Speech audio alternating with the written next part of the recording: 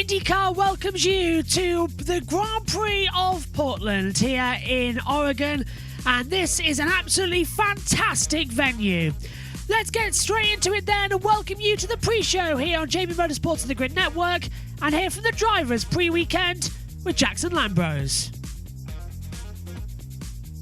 Christian Rasmussen, one top 10, an incredible performance at the 500. Give me your insights on your season so far. Yeah, it's been a little bit up and down, I think. We've shown good pace at multiple locations now, and, have had a couple of fast 12s now, and, top 10 at Mid-Ohio, which was really cool. So it's definitely all coming together here towards the end. This will obviously be my last race of the year, only doing the road and street circuits, but just looking to finish it off strong just kind of keep building on the direction that we've been heading all season long. Talk to me about what a ideally good result would be for you this weekend. If we're talking Sunday, you're looking at me and saying, I'm proud of what we've achieved today. Yeah, I think another fast 12 and probably a top 10 in the race, I think is probably where we are right now, and I would consider that a good weekend. Obviously a little bit of rain this morning. Is that something you guys have been talking about at all in the trailer, and is that something you're kind of approaching this weekend with? Yeah, it looks like it's going to stay dry for the rest of it, so hopefully it kind of dries up for our practice session later today. That'll make it a lot more useful for everyone, but we're just kind of seeing what it gives us this weekend. So you're in the camp of maybe rain would not be helping you out this weekend? Yeah, I don't think so. Especially when it only looks like it's going to rain today. If it's going to rain Sunday, I wouldn't be opposed to that. I think I haven't done a wet race in INDYCAR yet, but usually suits me pretty well. So rain on Sunday I wouldn't be opposed for, but it looks like it's only going to be today. Going to end on a big one and then a fun one. Obviously a lot of speculation going into this silly season, not just you, but for a lot of drivers. Is there anything you can share on your progress towards returning in 2025? Not other than I would love to be back in the INDYCAR series. That's my goal, and that's what we're working towards. I would love to come back with at Carpenter Racing. I think we've really showed some good stuff here towards the end. So to build on that for next year, I think would be a good thing. We'll see. Nothing is done yet, and I'm just hoping to be back. Sure, there's a lot of people that would love to see you back. Rinus VeeKay, we had a really long stretch there where we were looking for top 10s, and now we're looking at, 4 or 5 at this point? Yeah, I think it's 4 in a row now. So, looking pretty good, and I feel like we can extend it to the end of the season. So, would love to get a few top 5s in there, though. That would be even better. Talk to me about your expectations or what you hope to achieve here in the last couple of races, especially going into some unfamiliar territory with Milwaukee and Nashville. Yeah, I mean, those are tracks. I've tested on Milwaukee. I've never been to Nashville, so it's going to be kind of a guess on what's going to happen with little practice time. But, from what I've seen, everything, it's turn left. Yeah. I think we'll figure it out pretty soon, and we got a simulator that can at least help me get familiar with the track and where to run. At the point now, going back to the car, where we're 5 races in now with the hybrid system, are you kind of at the point now where the hybrid system kind of feels like second nature? It does, yeah. When I first tested it, I didn't know anything about hybrid systems, but it does feel like it's been like that for a long time. It doesn't feel like something I need to be conscious of doing. So no, it feels very normal and very familiar. I think it's not a very complicated system either. Like it's pretty simple, and coming from I'm from the gaming era, so adjusting to different buttons, it's not that hard now. Gonna have a serious one here, and then we'll end on 2 fun ones. Obviously, a lot of speculations here for the 2025 season and the silly season. Anything you can share with us on progress towards getting a ride next year? Nothing yet. No, I wish we had something set already, but no, we're still looking at what is the best thing we can do to excel my career. I'm not alone here when I say we'd love to have you back. Stingray Rob, first top 10. Talk to me about your experience at Gateway. Well, it was awesome. Qualifying, I knew we had a better car the more we qualified. So I was hoping that we could go forward in the race, but based off the ovals that we had this year so far, other than the 500. It's been really hard to pass just because the field's so competitive. The new tire compound makes it difficult. The degradation level is very low, so you don't have that big beginning of stint, end of stint sort of crossover that you normally see at Noble. But we raced really well. Conditions were really good for us. As the temps cooled on the track, we got faster and faster and kept moving forward. It was really good. Talk to me about what your goals are for the rest of the season, where if we're talking at the Checkered at Nashville, we can say, I'm proud of what I've achieved this year. I think a couple more top 10s would be great, especially with the ovals coming up. It seems like we've had a really good car recently on those, so I think we're going to keep building that. The compound, like I said, has been different this year, so I think that we've kind of found a platform that's good for that tire. But being here at Portland, this is kind of like my home race, and so if we could get a top 15, top 12, top 10 here, I'd be very stoked. Boise, Idaho native. Does it feel like, because during Iowa we had a very negative reflection on the on-track product, did the wheel-to-wheel aspect of Gateway spook you guys or catch you by surprise at all? I don't know about spook. I think that we were all very happy to see that we could actually race. You know, Iowa, I think, was a little bit of an anomaly just because the repave. I'm hoping it was an anomaly because Gateway was great racing.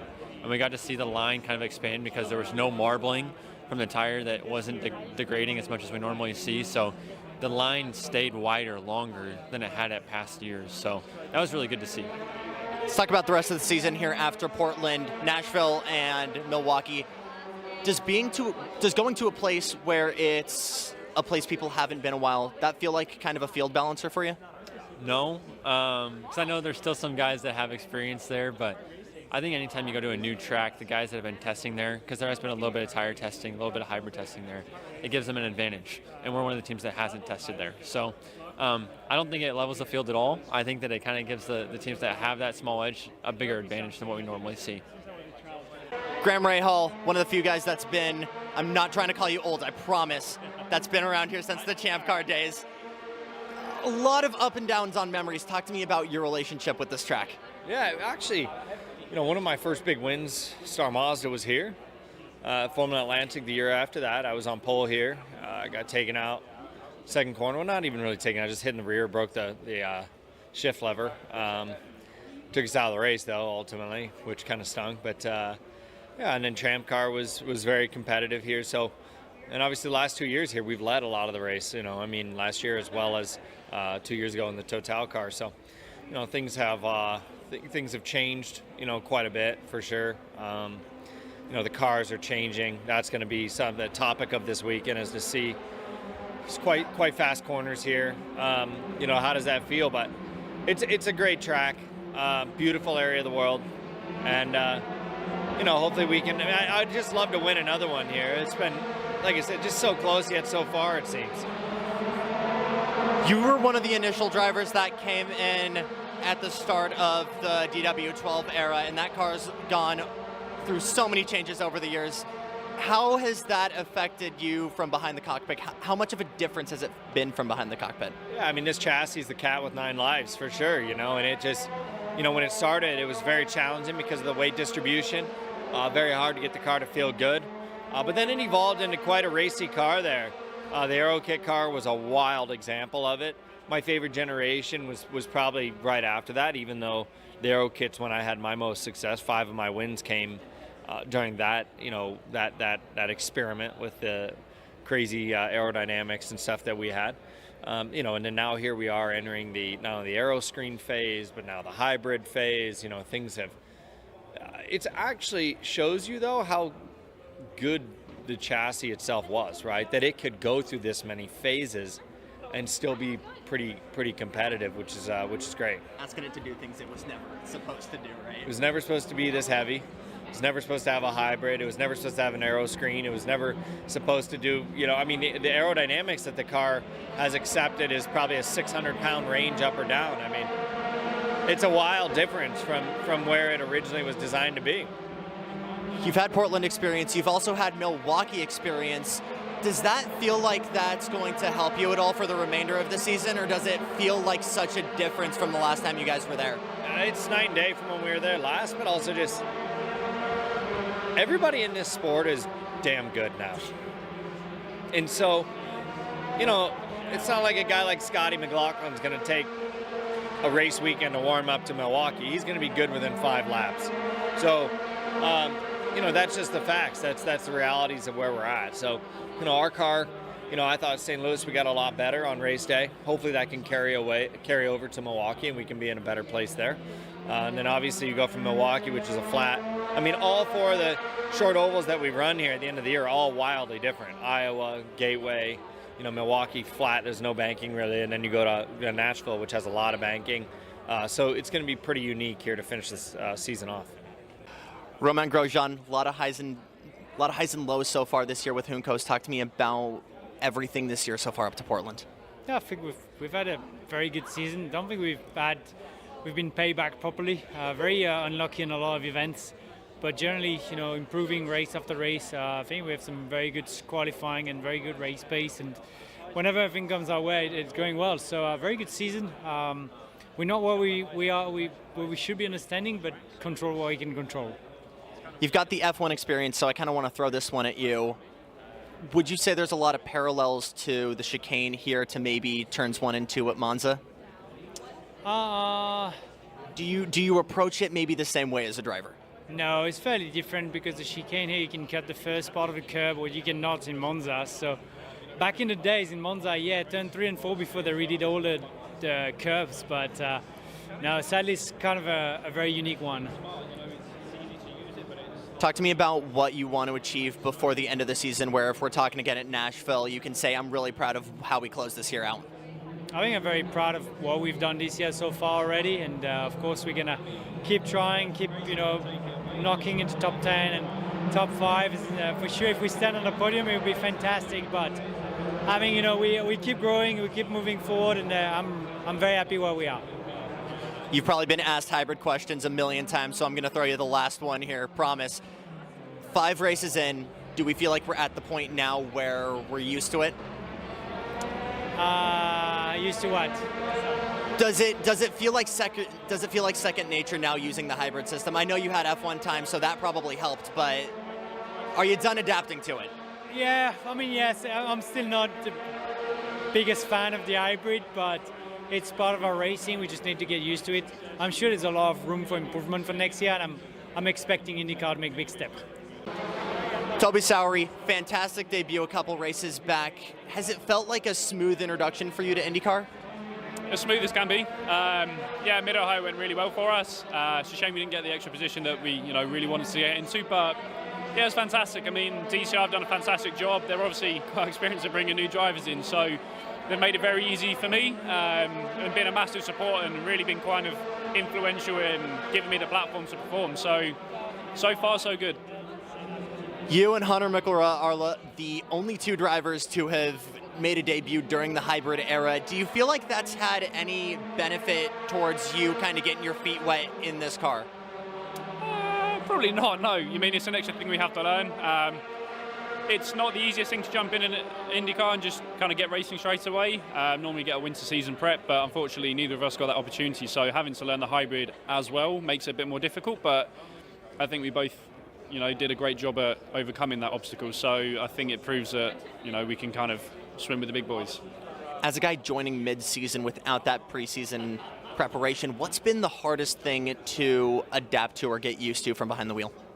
Just the length of the race. Obviously we're both doing endurance racing as well, but the length of the race where it's a lot more full on and there's less of a rest. There's obviously strategy to be involved, but when you've got 5 push laps and then kind of limiting the rest to extend a stint, we don't really have that in IndyCar. So pushing the whole stint for 3 or 4 stints and the duration of the races is probably the biggest thing you have to get acclimatized to. But generally, it's another race car. It's got steering wheels, got some pedals. So minus a little bit here and there, it's fairly easy, fairly straightforward. Well, Power, a lot of highs and lows this season. Talk to me about the mentality going into Portland. It's almost a must-win situation. Not really, but certainly sort of podium. Yeah, you've got to turn up this weekend. Wow, man, last week was very just disappointing because that was sucks when you have a very good race for 90% of the night and it ends like that. a very good car, a chance at winning, but that's racing, you know. Sometimes you win from 21st, like in Iowa. It's like you can't complain. Yeah,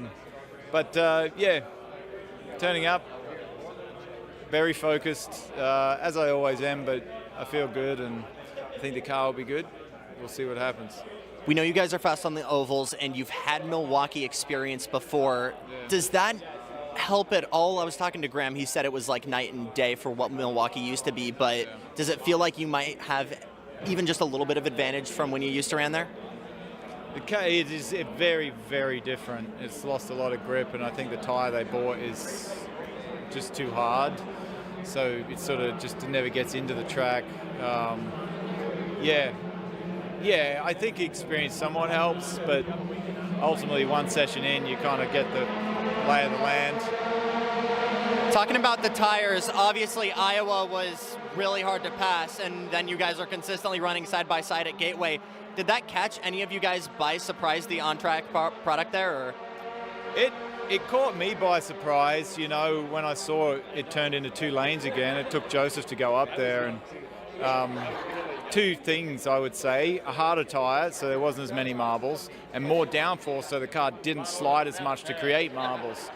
That were probably 2 factors that played into a really good racing. So the answer isn't softer tires, less downforce, it's harder tires, more downforce. It's very, very difficult to get the formula right everywhere. For that particular race, that was the formula, because you got a 3 and 4 that's almost flat, and you've added enough to be, just flat enough to get a run on someone. If someone struggles more, there's a bigger difference. But yes, that's the first time I've realized, yes, harder tires, more downforce, less sliding, less marbles. That's not the answer everywhere, because it's a low bank track, so it's hard to say what a high bank track would be the case. But when we raced IRL, that was the case. It was just massive downforce, so you just stayed side by side. You never even passed because there's no differentiator. So very tough to get that right. But that's the formula for that track. We know now, and you can just tickle on it a little bit. But that was a track that you really could never pass at. That now turned into a fantastic race. So shows we can do it. We just got to do our homework. You, Graham, a couple of other guys, Scott Dixon, have been here since the genesis of the DW12 era. The car's changed a lot, obviously. How much has that evolved for you behind the wheel? How much has it changed for you? The car, has changed significantly. Moving the weight distribution forward, the radiators forward. Aerodynamically, it changed. Obviously, we went through 3 different aerodynamic iterations. We're on the 3rd one now. The 3rd one was much better for racing, much closer, a lot more downforce from the floor. Looking forward to the next iteration of actual car. Josh, good to see you again. I know last year you had big news about your program this year. Overall, how would you rate this season? Not great, I think we've really been on the back foot this season in the 14 car, and it hasn't been where we want to be, especially for kind of like my first full year, coming off of a decent half year last year. I feel like we've wanted more, and so I'm a bit disappointed with where we are currently heading into Portland. But that being said, there's lots of room for improvement. I've made lots of mistakes this year. And along with some bad luck, it just hasn't been what we were hoping for as a crew and as a team. And sometimes years are like this, where you have a bad year and an off year, and it's all about how you make the comeback. So, I'm looking forward to this weekend and hopefully starting off on a strong foot here for the last couple of rounds. Now, of course, with your racing background, being from the Pacific Northwest, we had rain today. Tomorrow looks iffy. We don't know if it's going to be wet or not. Do you have a preference, a dry race or a wet race? I don't really have a preference. I mean, ideally, I'd like it to be dry, especially because I just don't have that many laps around here. I think I touched on this last year about this being my home track, ironically, because I've never really driven it before. So last year was my kind of first experience, and that was all in the dry. So if it ends up raining, that's just going to add a new challenge for me, and I'm going to be having to learn a new circuit in the wet. So, I'm fine either way. Obviously, I've got lots of experience practicing in the rain in a go-kart and driving in the rain because I'm from the Pacific Northwest, but that doesn't necessarily give me an edge, especially when you've got lots of guys coming from European motorsports like Kaio that are really, really good in the rain, and Louis Foster as well. So lots of tough competition. I think either way is going to make for an exciting race. So I'm fine either way. I think I'd probably prefer it in the dry if possible, but whatever it throws at us, we're going to be ready for it. And then last year we saw turn one of the Shelton chicane issues. It seems to be a tradition here at Portland International Raceway. When it comes to qualifying, how critical is that going to be to ensuring getting through that first corners cleanly? It's a big deal, especially in a series like Indy Next, and even in INDYCAR, qualifying is a big portion of it. At least in INDYCAR you have a bit more that you can do strategy-wise to try and make up a deficit, but in Indy Next we don't get that, right? We don't do pit stops, we don't have to save fuel, so it's flat out the whole time. And so where you qualify makes a really big difference, and that's particularly been my kind of downfall this year, is I never really had a strong qualifying performance aside from Road America. Road America was my best finish of the season so far, so we know it's important to get into qualifying, and for sure here it makes a big difference. If you can be further up the grid, going into that first turn, there's less of a chance of maybe being in the melee. So mid-pack is probably the worst spot to be in turn one here, but hopefully we play nice this year and it stays clean, but it's always a risk, and it's just a matter of dealing with it in a respectful and calm demeanor. Thank you so much for your time. Best of luck to you this weekend. Thank you very much. Thanks for taking the time. Jack, welcome to Portland. Jack, how excited are you for this race weekend here at Portland International Raceway? I'm super excited. I've been here before in the junior cars, so it's nothing new. But I mean, this track is so cool. The people here are cool. The city, just everything about it. It's awesome. I'm from the Midwest, so all the nature and everything out here is not what I'm used to. Now, of course, Portland, compared to some of the other road courses, it's much smaller, a lot less elevation change. We're talking an INDYCAR, some 1 minute laps for you guys, a little bit longer, but do you think the competition is going to be just as fierce, and any concerns about that first corner with everybody on that first lap? I mean, I've been on the receiving end of the turn one, and then I've also benefited a lot from turn one, so I think that it kind of is what it is. Personally, I love this place. This reminds me of like an IMS or any of those really like flat road courses. And I think that this breeds good racing, and it makes it where it's like really tight. You'll see the whole field almost within a second of each other. So personally, if you gave me this option over somewhere that has the elevation and all of the super technical turns, I'd choose one of these places. With Portland, weather, we're seeing wet weather today. Any concerns about the weather for the race, and a preference wet or dry race? The weather, man, it is what it is. If it's dry, then that's fun. But I also really like when it's wet. I've been here when it's wet before, so no complaints there. But I mean, that's something I don't have control over. So I'm just going to do the best that I can do. And then with the remaining season, what are some of the big goals you have, especially as we're wrapping up for this year and start entering into next year? I think big goals are just get top 10s and do well in qualifying is really what I'm planning on doing. So that's kind of it. Not anything special. Thank you so much for your time, Jack. Best of luck to you this weekend. Thank you guys for having me. Louis, good to see you. This season, a lot of people are seeing you as the champion sort of coming.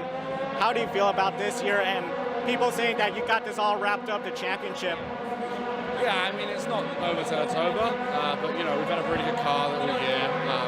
Me and the Andretti team, we've all hit our strides really well, so we've just worked really, really hard to be at this point. Now, you've had success here at Portland before. How excited are you for this track in particular compared to the remaining of the season? Yeah, I think obviously it's our last road course of the year, so I'm looking forward to it. But no, I enjoy it. It's great to come back up to the Pacific Northwest. It's an awesome track, awesome place as well. Oregon is a beautiful state. So yeah, I'm looking forward to it. I'm hoping we can have a weekend like last year, but we'll just have to wait and see. Now, of course, Indy Next, part of the ladder system, Road to Indy. When it comes to 2025, is that something that you're just putting behind, like I got to focus on the Indy Next championship, or is that something where already people are starting to question you, like what's going to happen next year? Are people starting to make you speculate, like what should I be doing next year? Well, I mean, I think it's clear that the goal is to go to INDYCAR next year, but it's a very difficult championship to get into, even if you do win Indy Next by Firestone. Sponsorship is hard to come by, and it's expensive to get in. So yeah, we're still looking for sponsors and looking for people who can help us get up to INDYCAR. But yeah, any opportunity we get will be greatly appreciated. And last question, this year, a lot of competition in Indy Next, Jamie Chadwick, Jacob Abel. Overall, do you feel this is one of the most competitive years for Indy Next? Yeah, I think it's just been getting stronger and stronger. You know, you look back to, 2018 when there was like 8 cars in the field, whereas this year we've had pretty much a full field all year of 20 cars. So yeah, I think it's getting more and more competitive every year, as every championship does, you know. So, it's great to be a part of it, and it's great to have such a good season whilst it's this competitive. Louis, thank you so much for your time. Best of luck to you this weekend. Thank you. Jacob, welcome to Portland. This year, very competitive year. Overall, how would you rate your season in Indy Next? Yeah, it's been very strong. You know, we've come out here and won some races and got some really good results, a bunch of podiums, some pole positions. It's been a really excellent year for us as a team. You know, we've been in that championship hunt all season long, and that's really all you can ask for. So, yeah, hopefully we can, get another win or two to end off the year, and that'd make it really awesome. When it comes to Portland International Raceway, how important will it be qualifying, not only to just stay ahead of the competition when you start the race, but also the race itself? Because everyone talks about the Sheldon Chicane, but after that Sheldon Chicane, what are some of the big challenges of this road course? Yeah, I think honestly that's the biggest thing is getting through turn 1. You know, the race doesn't really start until about turn 3 on the first lap. You know, if you aren't in the fight by then, you're obviously not going to have a chance to win or anything like that. Unfortunately, we did get caught up in that last year here in turn 1, so the tire wear and all of that's going to be a little bit of an unknown for our program. But yeah, looking forward to it. I think we've got some exciting things to bring for our road course package for this weekend that we feel pretty confident about. And this year was Indy Next, big fields throughout the entire season. The competition level we're seeing this year, is this one of the most competitive fields you've been in your racing career throughout the Indy ladder system? Yeah, it's competitive for sure. I mean, there's a lot of really, really strong drivers for sure. Obviously, Louis, myself, Kyle Collette's been a super proven talent in Europe, as well as Jamie Chadwick. And, you have proven winners up and down the grid. So it's been pretty awesome to be a part of that and be at the front of that. But yeah, at the end of the day, it's just another race, and they're just other drivers. So you just got to kind of take it one race at a time and one corner at a time and move forward. Jacob, thank you so much for your time. Best of luck to you this weekend. Thank you. Wonderful atmosphere here in Portland as well, as we are bigging up to the start of the action here for the bitnow.com Grand Prix of Portland. Santino Ferrucci still has pole position, of course. That's what we're going to be gearing up to. We'll hear from him later on in the show after the team caught up with him trackside here as well. Just a few drivers also starting on the alternatives. It's been announced Joseph Newgarden and Roman Grosjean, Kyle Kirkwood, Pedro Fittipaldi, along with Yuri Vips, Toby Sowery, Linus Lundqvist and Pato O'Ward. They're going to start on the red-walled tyre as well, which is always going to be quite interesting to see. Let's check in then as well, just before the Gateway race in preparation for the Grand Prix of Portland. Jackson Lambros also sat down and had a word with Alexander Rossi. We can join that conversation now.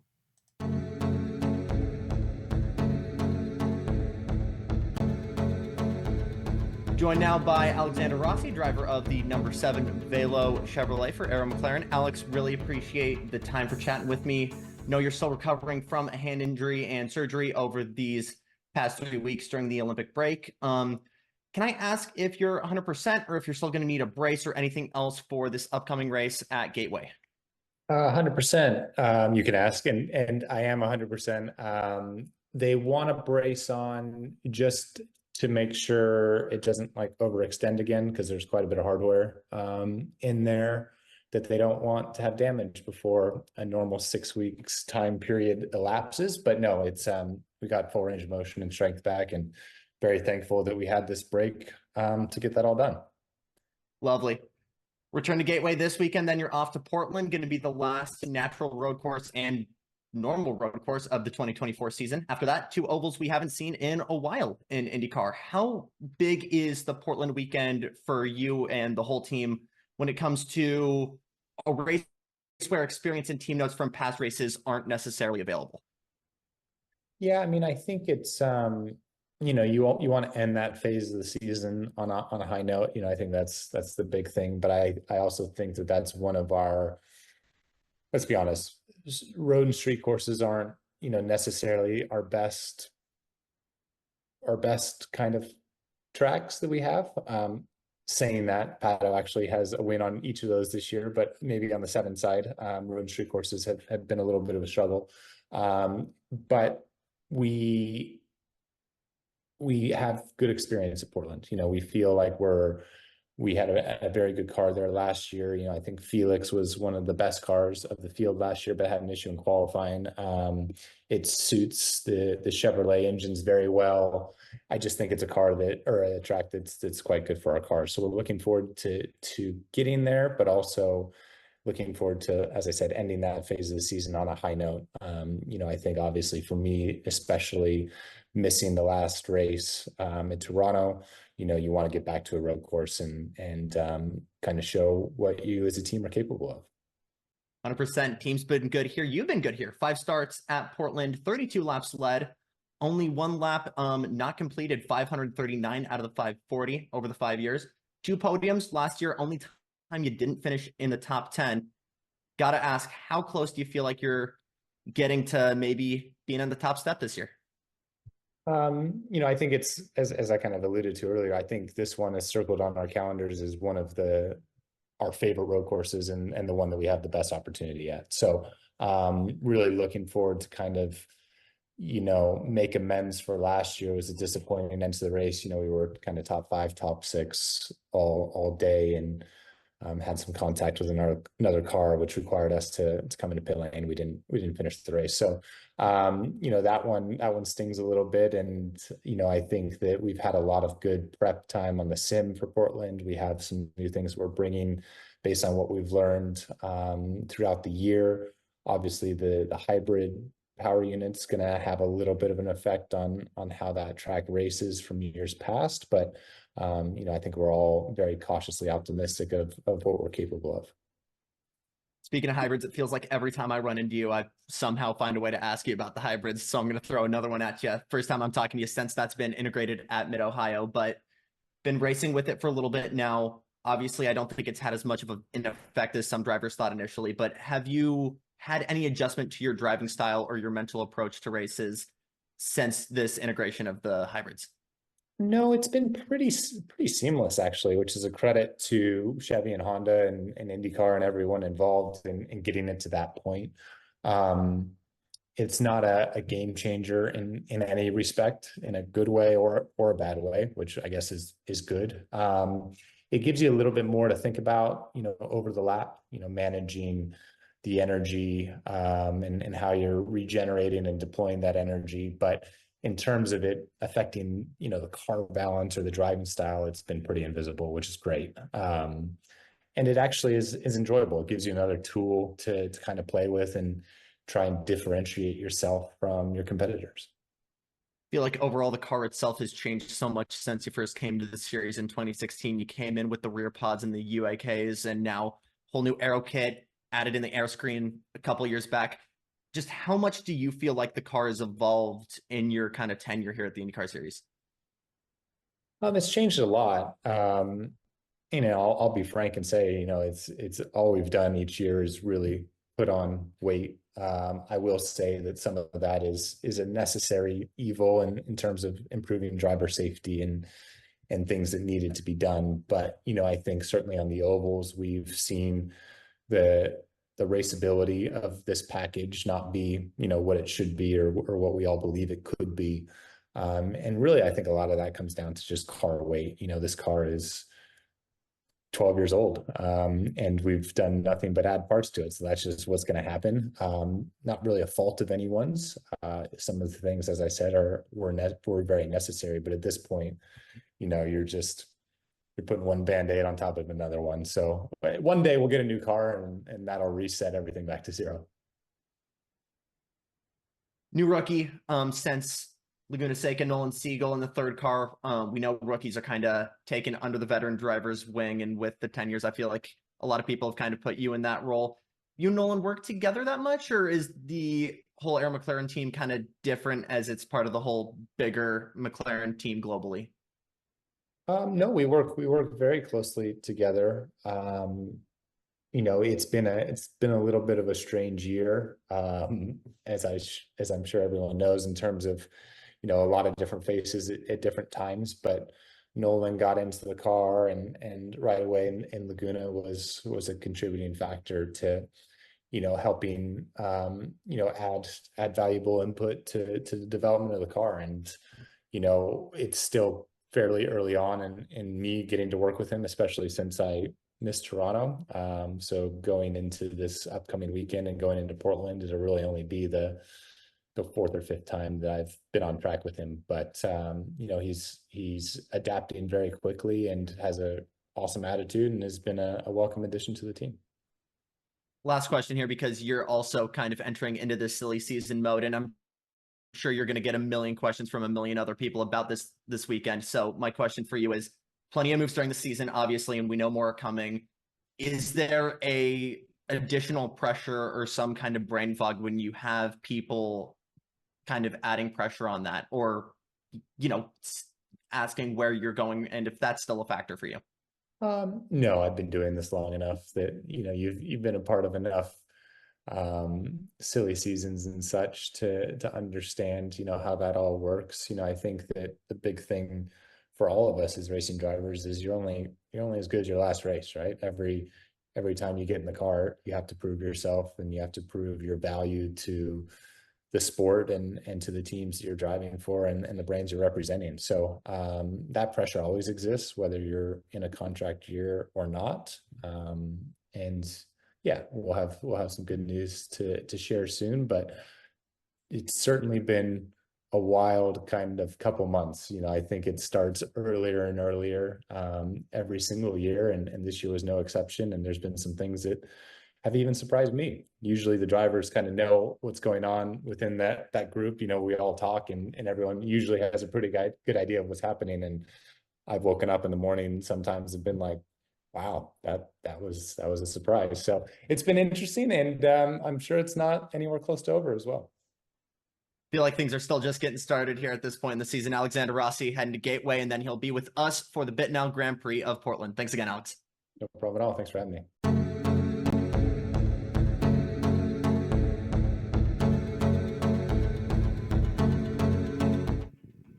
Absolutely fantastic from the Grid Network team. Jackson Lambrose just acing every interview we put out there as well. We're around about 30 minutes away until the start lights go as well, and the green flag will fall and we will be underway here. Alongside me in the commentary box will be Josh T as well. Down trackside, as I said, is Joe Samaniego and Jackson Lambrose for all of the interviews. Right, we're coming up then to the start with a few more minutes to go as well. Let's check in with Alex Palou, who has been an absolute star in the second half of this season as well. Been up and down massively, but he is now leading the World Championship for INDYCAR as well. He's on 443 points, 59 clear to Colton Herter as well. He did a meet and greet in the centre of Portland, and guess who's our resident there? It's Joe Samaniego. Let's check in what he had to say with the championship leader. From downtown Portland, standing outside 10 Barrel Brew and Joe Samaniego here, it is the big weekend for the BitNow.com Grand Prix of Portland. The reason why we're here, Alex Palou is at the meet and greet. He is the defending winner of the Grand Prix of Portland and, of course, the defending champion in the NTT INDYCAR Series. We had the opportunity to sit down and talk to him about this upcoming weekend because we know if he gets his third Grand Prix of Portland win, he ties Alonso Jr., Maka and Reddy, and potentially put one hand on his third championship. Here's what Alex Palou told us and the brewery. Joe here with Alex Palou. Alex, welcome back to Portland. How excited are you to be back here at the racetrack? Yeah, so excited. I love this place. It's been a really great city for me in the past, in 2021 and also last year, winning the race and also the championship here. So yeah, excited to be back. A little bit sad that it's the last road course of the year, but I'm excited. Now, your first time here, you came here, pretty much you started your route towards the championship. Last year, you claimed your championship right here at Portland. This year, people are saying, oh, this is your best opportunity because the last road course. Do you find that motivating or almost like in a way a little bit disrespectful, people thinking, oh, the ovals are almost like a disadvantage, but you've performed pretty well overall? Yeah, I mean, I don't really pay much attention. I know what we have in front of us. for me, the best opportunity this weekend is obviously Portland. Not thinking at all in Milwaukee or Nashville. So all the efforts are focused purely into Portland, trying to win this race or scoring the best position that we can for both the championship and just the race itself. But I'm excited as well for the ovals. Obviously never won there, but I would say this year it's been pretty good for us. With Indy, we were I believe P5, second at Iowa, and then fourth last week at Milwaukee. So Gateway, sorry, got everything mixed up. But just waiting and working on that win that hopefully you can get soon. Now, a lot of ovals to the point where at the past people would say, oh, there's a lack of ovals, but now we got all these ovals towards the end. Do you feel like that sort of makes that balance a little bit more for the lack of ovals during the regular season, but towards the end you need to perform in those ovals for the championship? Yeah, I mean, look, like every race counts the same points, so it doesn't really matter if we stack all at the beginning or at the end of the season. Obviously, I would say that we could have done a little bit better job on the calendar, but as well with Nashville turning from a street course to an oval race, kind of made everything a little bit oval at the end, right? So I know that for the future it's going to be different. We knew from the beginning that it was going to be like that, so we tried and do a little bit extra work at the beginning of the season to try and get to the last couple of races a little bit more relaxed. Now, the first time we chatted a few years ago, you were coming to Portland. It was your first time, but you had Jimmy Johnson as a teammate, Scott Dixon. They gave you advice about your first championship.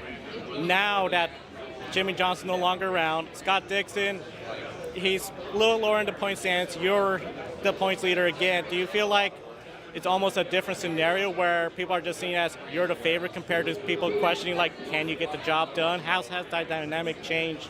Yeah, for sure it changed. Like in 2021, I was new on like fighting for a championship, winning races, and just getting to the end of the championship fight. So obviously, I needed extra help from my teammates, which at that time were amazing. Having Jimmy Johnson on the team, he gave me really good advices. As well as Scott, and he still does it till today, but at least now we already know that we're capable of winning championships, so we don't need to try and overthink how to do it. So I still rely a lot as much as possible on my teammates. I think it's a privilege to have Dixon as my teammate, one of the best, if not the best, INDYCAR drivers that's ever been around. So looking forward to hopefully fighting for another one. And the last question, with the hybrid power units, do you anticipate that's going to be a big change in this race? Because people are talking about sub 1 minute laps here now.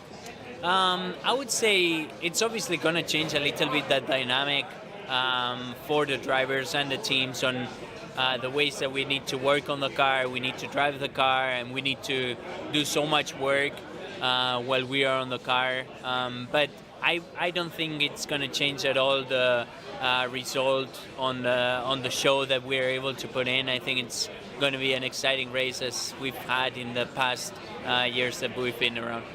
Alex Palou, thank you so much for your time. Enjoy your time in Portland, and best of luck to you. Thank you so much. Now, for Alex Palou to claim the championship in Portland, that's not going to happen, really. Here's the deal.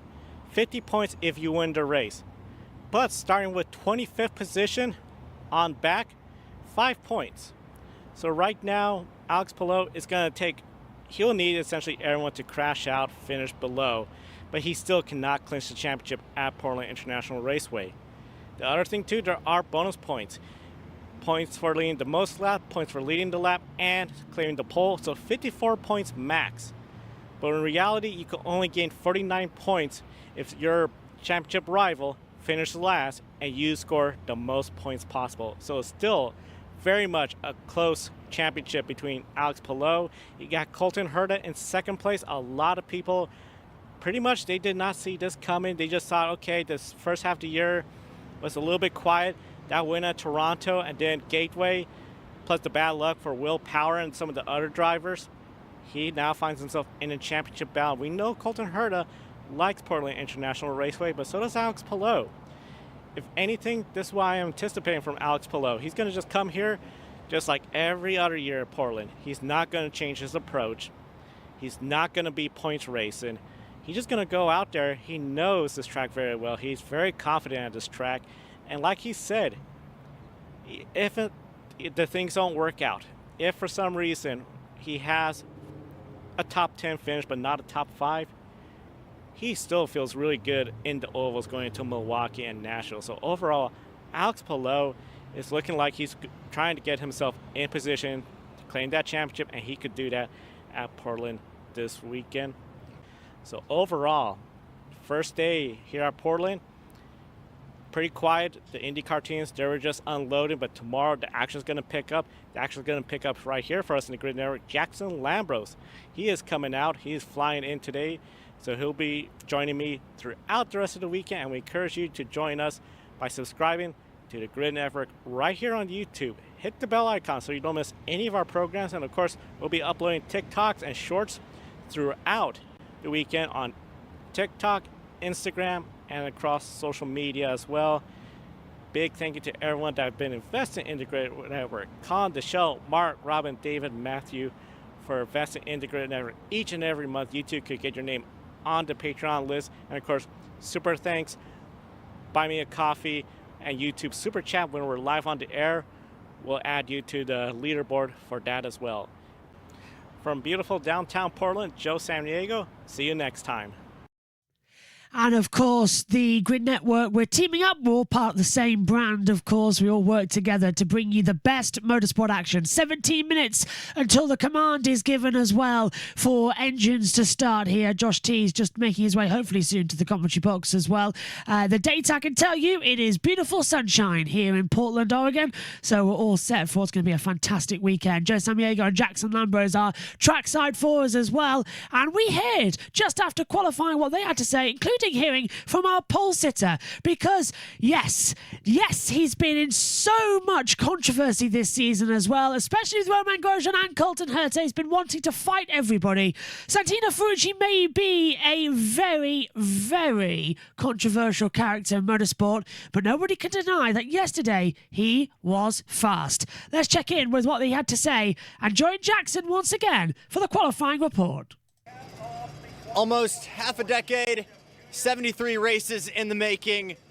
Santino Ferrucci on pole position here at Portland International Raceway. I don't think any of us here expected it, but that's the kind of weirdness that this town and this track can bring. Welcome back from Outlap Media. It's Jackson Lambros here to recap this whole day of action here at the final road course round of the 2014 NTT Data IndyCar Series. Frankly, a rather eventless initial practice session, a couple of small offs, but nothing crazy.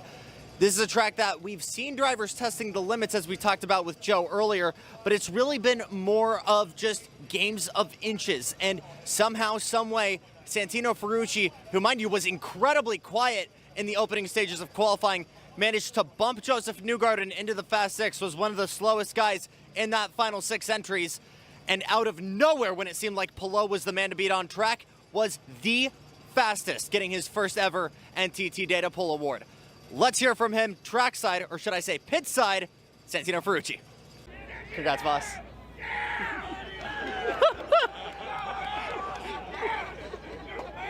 Thank you. Santino, I think the people behind you just kind of described the emotions you're probably feeling right now.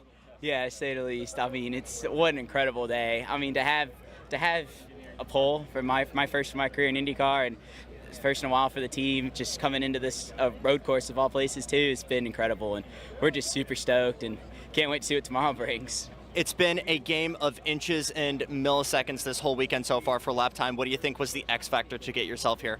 You know, we've been so good in race pace and used tires. I knew that if we had enough to squeak it into the 6, that a used tire run for us would be really good, and you know, we were able to do that, and here we are. Let's rewind the clock real quick to 2018. There's a young kid coming over from Europe to finally give IndyCar racing a try on the streets of Detroit. Right now, what would you say to that kid? don't give up on the dream, man. I mean, it took a long time to get here, and it's the happiest I've ever been in my life, and this has got to be one of the biggest accomplishments to my career to date. For the first time, Santino Ferrucci on pole position. Obviously, a long time coming for not only Santino Ferrucci, but for AJ Foyt Enterprises, which outside of the 500, and a fantastic effort at the 500 from them as always, but have been struggling, especially at the road courses. So when you see this amazing, amazing performance that we haven't seen since maybe Takuma Sato at Long Beach in 2014, where is this coming from? And the simple answer might be this team right here, Team Penske, of course, now in a technical alliance with AJ Foyt this year. Now they're on the short side of that with Will Power starting on the outside of row 1. And when you think of a guy who's always fast on Sundays, or excuse me, fast on Saturdays, it's almost always Will Power, and manages to just barely lose out to the young kid from Woodbury, Connecticut. So let's hear from the Toowoomba, Australia native starting outside of row 1, Will Power. Will Power filling out the front row. Felt like this whole weekend it's been a matter of inches for qualifying and for lap time in general. Talk to me about what might have been missing there. A little mistake out of 12, that was it. But I mean, that would have only about equaled his time, to be honest. I mean, he did a bloody good lap, so it was going to be tough to beat him for pole.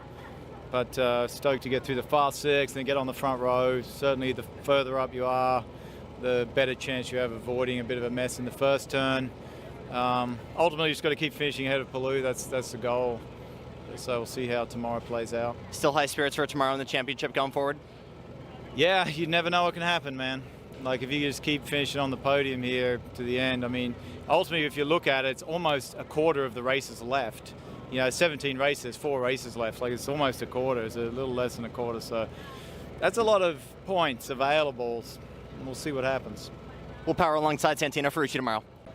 Obviously, some fighting words from Will Power saying, hey, I'm down in the count, but I'm not out from this championship fight for Alex Palou, who, by the way, is still very much in a prime position, even though he almost crashed during qualifying, is still just a few spots behind.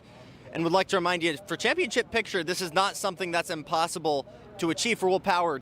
Dario Franchitti was 57 points behind and was able to actually overcome that and win the championship. And I believe 2008, Joe can verify that for me. But a couple of new faces that we haven't seen for a while in the Fast 6. Obviously, Santino Ferrucci, fantastic job from him. Same for Graham Rahal, great pace out of that 15 RLL car. But with that being said, Scott McLaughlin, who we thought was fast this entire weekend so far, just did not show up for pace when it came to going fast during qualifying and starting back in 15th. Same could be said for all of the Arrow McLaren cars. None of them in the Fast 12. Pato Ward all the way back from outside the top 20. And the best part is, frankly, none of us know what this could mean towards the race. This is such a chaotic race, especially when you think about turn 1 and seeing past winners, Takuma Sato getting a win here. Anything and everything is possible when it comes to race day tomorrow, and we will be with you every step of the way. We'll see you tomorrow for the post-race show and for reactions from myself and Joe, and maybe a couple of guests. Hunter McElroy might be joining us, we'll see. But until then, for INDYCAR and for all things NASCAR, WRC, F1, all things motor racing, stay to the grid. Let's join trackside for the commands. Personnel and these great fans, that we would have an exciting but safe day of racing. But most of all, we say thank you for the hope and love available to all through the cross of Jesus Christ, in whose name I pray. Amen. And here to honor America with the singing of our national anthem is Master Sergeant Cassandra Patterson of the 173rd Fighter Wing, Oregon National Guard. Oh, say, can you see by the dawn's early light what so proudly we held at the twilight's last gleaming, whose broad stripes and bright stars through the perilous fight o'er the ramparts we watched were so gallantly streaming, and the rockets regular, the bombs bursting in our gave proof through yet, that our flag was still there. Oh, say does that star-spangled banner yet wave for the land of the free and the home of the brave. Absolutely fantastic atmosphere around here at the Grand Prix of Portland. Let's remind ourselves then of how the championship looks. We saw Joe Sambiego talking to us earlier on about it as well. Alex Palou leads. He's on 443 points as well. Colton Herter takes it on 384. He's 59 points back as well. But with so many on offer, it's actually Joseph Newgarden that takes it down the bottom. Let's head down to Dylan Welch in the pits. With two cars who have finished second here at Portland before. Alexander Rossi with Arrow McLaren starts 17th, and he's the best qualified of the three McLaren cars. Felt like they were really good off the truck and just lost pace in qualifying, not sure why. So Rossi is one to watch as he comes from deep in the field. Next to him is Felix Rosenquist, who finished second here last year. Another team that has been really strong this weekend, just couldn't put it together in qualifying. Felix has been fast all year long, and as we said, second last year, so he knows his way around this racetrack and will be fun to watch coming from a little deeper in the field. Behind them, in row number 10, you have Toby Sowery, who makes his third start of the year in the Dale Coyne Racing number 51, and Scott McLaughlin, who's a former pole sitter and a former winner here at this racetrack. Another driver who just said yesterday in qualifying, we frankly didn't put it together. The car has been really fast and just got caught out by a couple things on his qualifying laps that have them starting way deeper in the field and going to have to do some fun things with strategy to get the three car and the Thirsty Threes back at the front of the field. Behind them, back to row 11, you got two more cars. Linus Lundqvist, who finished third for the second time this year, last weekend at Worldwide Technology Raceway. He's the leader in the Rookie of the Year standings. And Pato Award starts next to him all the way back in 22nd, the second of the Arrow McLaren cars in this field. And they start on the alternate red tires. They're going to have to do some things different on strategy as well. That's why they're starting on those red tires. So watch for the 5 to move forward early. Georgia is closer to the front of the field with some more stories. I am closer to the front of the field. I've positioned myself at rows 4, 5, and 6. And we're going to start with Colton Herta. He's second in points, 59 points behind Alex Palou. In his 5 starts here, he's never started outside of the top 10. He's only finished outside of the top 10 once. And he's hungry for a win. He has to be aggressive, and he has to win if he wants to gain on the number 10 of Alex Palou. Starting right behind him, that is third in the championship points of Scott Dixon. He's never won here at Portland International Raceway, but he says he has a strong car, and the 9 is going to be even stronger on those long green flag runs. So Dixon hungry for a win and to make gains in that championship run as well. Marcus Ericsson starts next to him. He's looking for his first win of the year, and his Andretti teammate Kyle Kirkwood also looking for his first win of the year. Kyle said he feels all right, nothing more, nothing less, but he's looking to go forward. And then Graham Rahal, he sat on the pole just a year ago. He is hungry for a win. We have to remember that he qualified 6th, but had a 6th position engine penalty that's going to put him in the 12th spot. But he said the car is fast, he has the speed for top 6, and we'll see what he can do. Guys? Yeah, thank you very much, Georgia and Dylan down there as well on NBC. We'll be hearing them throughout the race. About 6 minutes to go until the command is given. JT is getting himself ready and standing by in the comms box. We'll hear from him in just a second. Let's take a quick look at the remaining races in the IndyCar season. Of course, today we've got the BitNow.com Grand Prix of Portland. But in a week's time, it's the double-header. This is the last road course race on the calendar, so it takes us here. Then we go to the Milwaukee Mile. Hy-Vee again sponsoring the event, a double-header race. Race 1, 11 o'clock UK time. That's going to be on August 31st, 7:30 p.m. on September the 1st on the Sunday race for number 2. Then a 2-week break before the Big Machine Music City Grand Prix, which has now also been reaffirmed as the Nashville 500. So the tension is rising out here. We can't wait to get started for the Grand Prix of Portland. And I'm going to welcome up to the commentary box for the first time today, Josh T, who is standing by. And JT, The atmosphere is absolutely fantastic. The tension is rising, and the Grand Prix of Portland, once again, I think it's going to be an absolutely fantastic race. Live on Grid Network, JB Motorsports, and on USON, we're across the board, and I think this is the big one. Last road course race, a lot of points on the board, 4 races to go. It all starts here for the championship. Yeah, that is probably the most insane thing to say in an IndyCar season, that this is the last road course event on the 4th race to go, and the next 3 races after this are all ovals to round out the season. That's quite an insane thing to say. But it's going to make this season finish in a big way, I do think. But of course, people who have advantage in the road courses, who are used to being a road course finish and able to get good points at the last, they may struggle going into a triple oval to round it out. Now, you weren't with us in the qualifying yesterday because you were sleeping, ready for NASCAR, which everybody should have normally been doing. But Santino Ferrucci on pole position, a problematic driver in Europe, a problematic driver this season, but he was fast yesterday. You can't deny he's quick and he stands a chance of winning. Yeah, he is quick, and he does stand a chance of winning from pole, but I'm going to say it, Santino Ferrucci has this thing of doing Santino Ferrucci things. Yes, he does. And I don't think he's going to be in the position where he's going to win overly quickly coming into it also as well.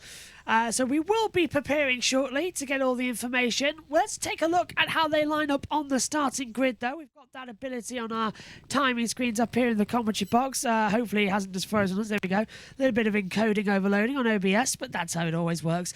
There's always a few technical gremlins before the race starts as well. So it is Santino Ferrucci on pole position. Will Powers alongside him on the front row. Then it's Alex Palou, Christian Lundgaard, Joseph Newgarden, Romain Grosjean, Marcus Armstrong, Colton Herta, Scott Dixon. Then we get in as well with Marcus Ericsson, Kyle Kirkwood, Graham Rahal, Pietro Fittipaldi, Venus VK in there as well, followed by Yuri Vips, Christian Rasmussen, Alexander Rossi, Felix Rosenquist, Toby Sowery, Scott McLaughlin, Linus Lundqvist, Pato O'Ward, Nolan Siegel, Stingray Robb, David Malukas, Connor Daly, Jack Harvey, and Kiffin Simpson at the back of the field as well.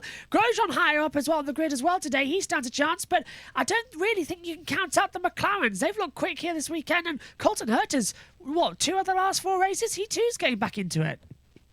Yeah, they have looked quick, the McLarens, but also, as you said, Colton Herta getting back into it, which makes this race and the end of the season a little bit more exciting and interesting. But I believe we're getting ready in a couple of minutes to fire the engines.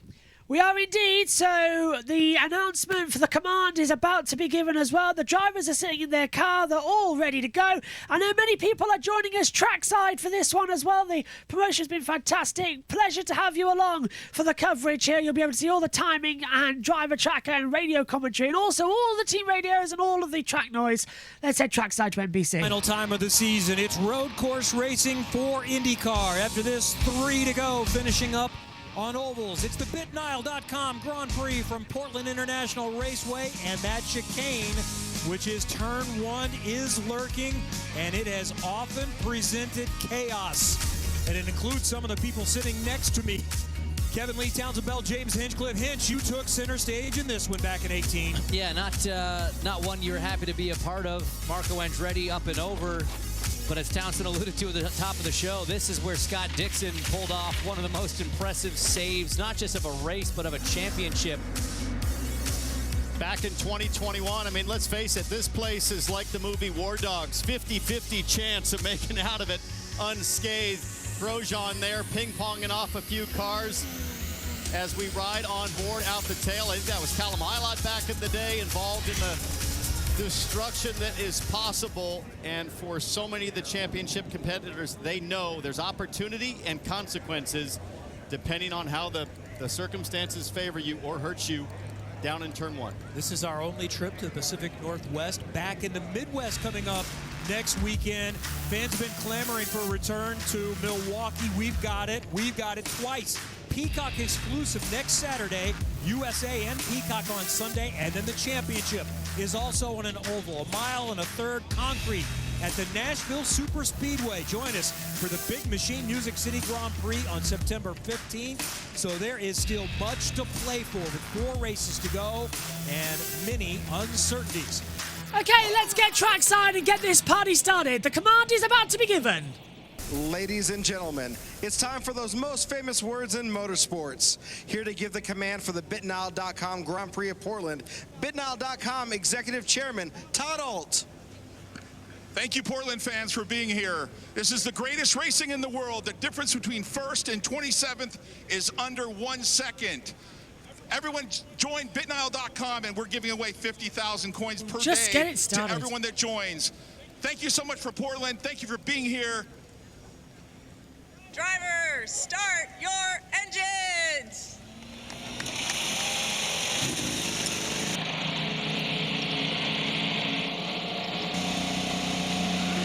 It's a beautiful day.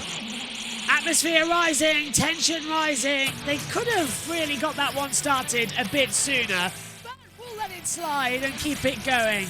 Into the battle screen we come then, ready to go for this one. And I think, JT, the atmosphere is building, the tension is rising. Everybody knows we're going to be in for one of the best races on the entire calendar, because it's something just always delivers here in every single year we race. Yeah, atmosphere rising. One place the atmosphere definitely isn't rising is at the front of the pit road where the command was, because that was a little bit underwhelming. I think we can all agree on that, and it took a little bit too long. Joseph Newgarden, who starts 5th, of course, you have to remember, keep an eye on him as Palou, but Portland, it's always a great race, and you have to get that 1 year, Josh. Oh, I know. It's always due to financing. It's £1,000 for the tickets, so it does take a lot. But we will get there one day. I promise everybody. We will. As the drivers are actually heading off on pit lane, by the way, so they're already firing up. We're already leaving 2 by 2, as you can see on the driver tracker. By the way, it's taken me 15 rounds of the season, JT, to work something out. Go on. I could put the visor completely on the top monitor, and that's going to be working fine, no glitches and nothing. I can put the timing 71 on the bottom monitor, and instead of full screening OBS, I can stretch it out, but it's not in full screen, so that still runs. And everything on the computer runs smoothly now. It's taken me 15 races to work that out across the space of 6 months. I feel like a fool, but at least everything's now working for the driver tracker, for once. But knowing me, it'll go off during the race, and then here's me going, ooh! So, but we have backups. Okay, who do you think is going to take victory then? Who's your pick a winner as they head out onto the circuit for 110 laps of this one? I've got the number 10 of Palou, but it could also be anyone in the top 10, even top 28, because it's Portland and it's chaotic. Anything can happen in Portland, and it usually does, doesn't it, as well? Let's check in with our Sky F1 commentator, Tom Gaymore. So expect teams to run 2 sets of new sticker reds, and then as the race unfolds, it's going to be a case of live data. The teams are going to react on the bounce. We've seen that across the course of the season, so that's something to play out, and we will keep an eye on that. The top 4 start on the blacks. 5th and 6th place, Joseph Newgarden and Romain Grosjean start on the reds, so look out for them over the opening lap or 2. Thanks very much, Tom. We're under the starting orders then for the Grand Prix of Portland. Adam says that the picker winner is Alex Palou. Part of the midseason with all his hate. James, help me reveal this. The Hate Cauldron. Find them people driving over there. Idiots.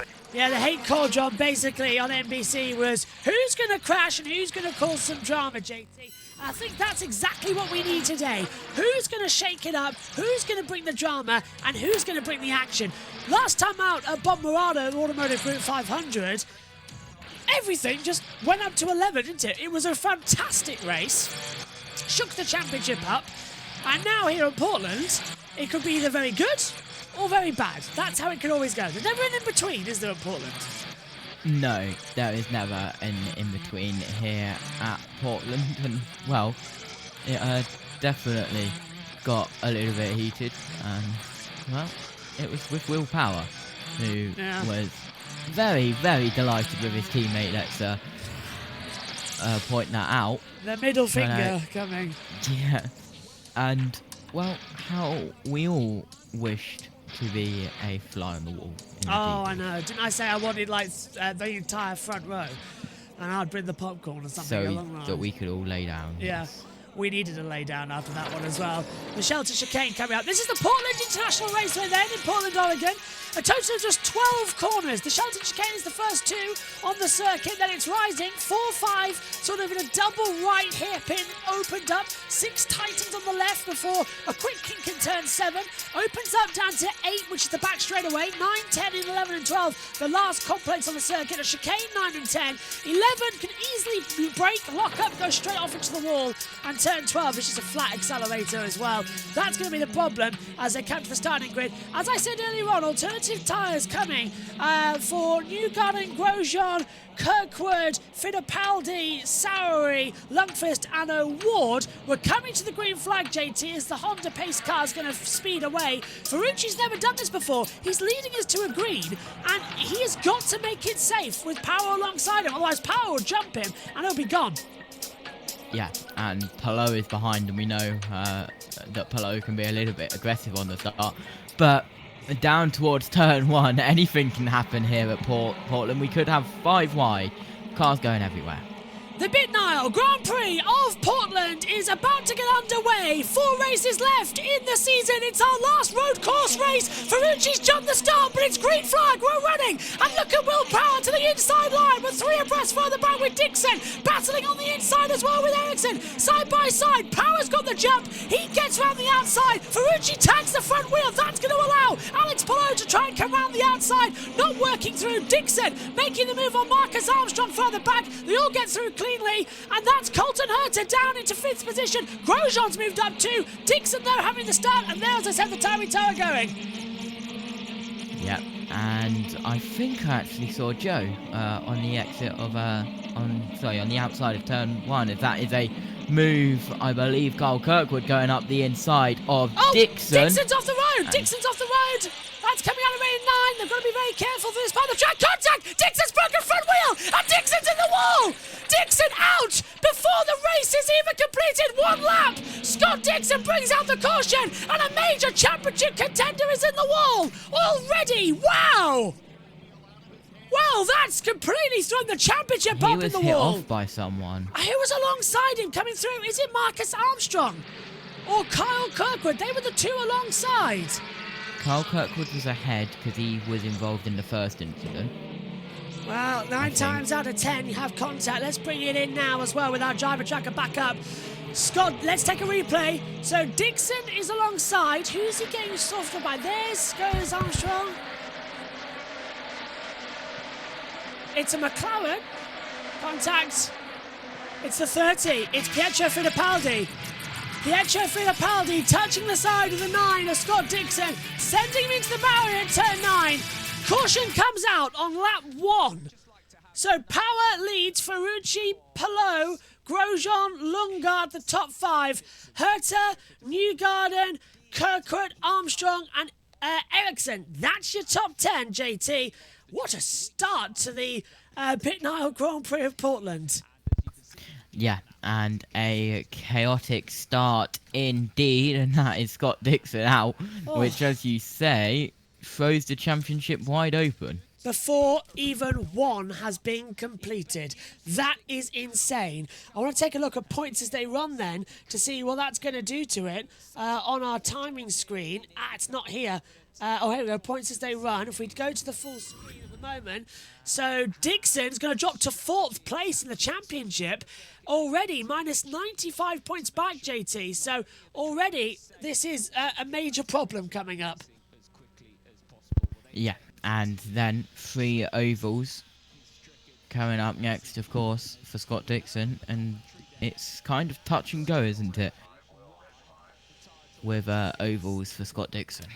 I got just told red 5 on my control monitor up here in the commentary box. Don't know where that's come from at the moment. But yeah, 85. Let's go over to Tom Gaymore. In terms of his points lead, he can't necessarily win it at Milwaukee. if someone else gets a big points haul here. If everyone else wasn't to score and he was to score big, then he's in a very good position heading to the double-header at Milwaukee next weekend. But as it stands, he is there just behind Will Power as we see a whole host of cars trundling down. Simpson, Harvey, Daly, Siegel and Lundqvist down on pit road under the yellow. That's to try and benefit from it, I think, JT, and it's a good call to bring them into the pit lane. Yeah, so they exit pit lane now, down in towards turn 1 and then up towards turn 2 and 3, where on the inside you can actually still see the ABB sponsorship from Formula E. You can still see it, just the grass is a different colour because it was covered for quite a bit.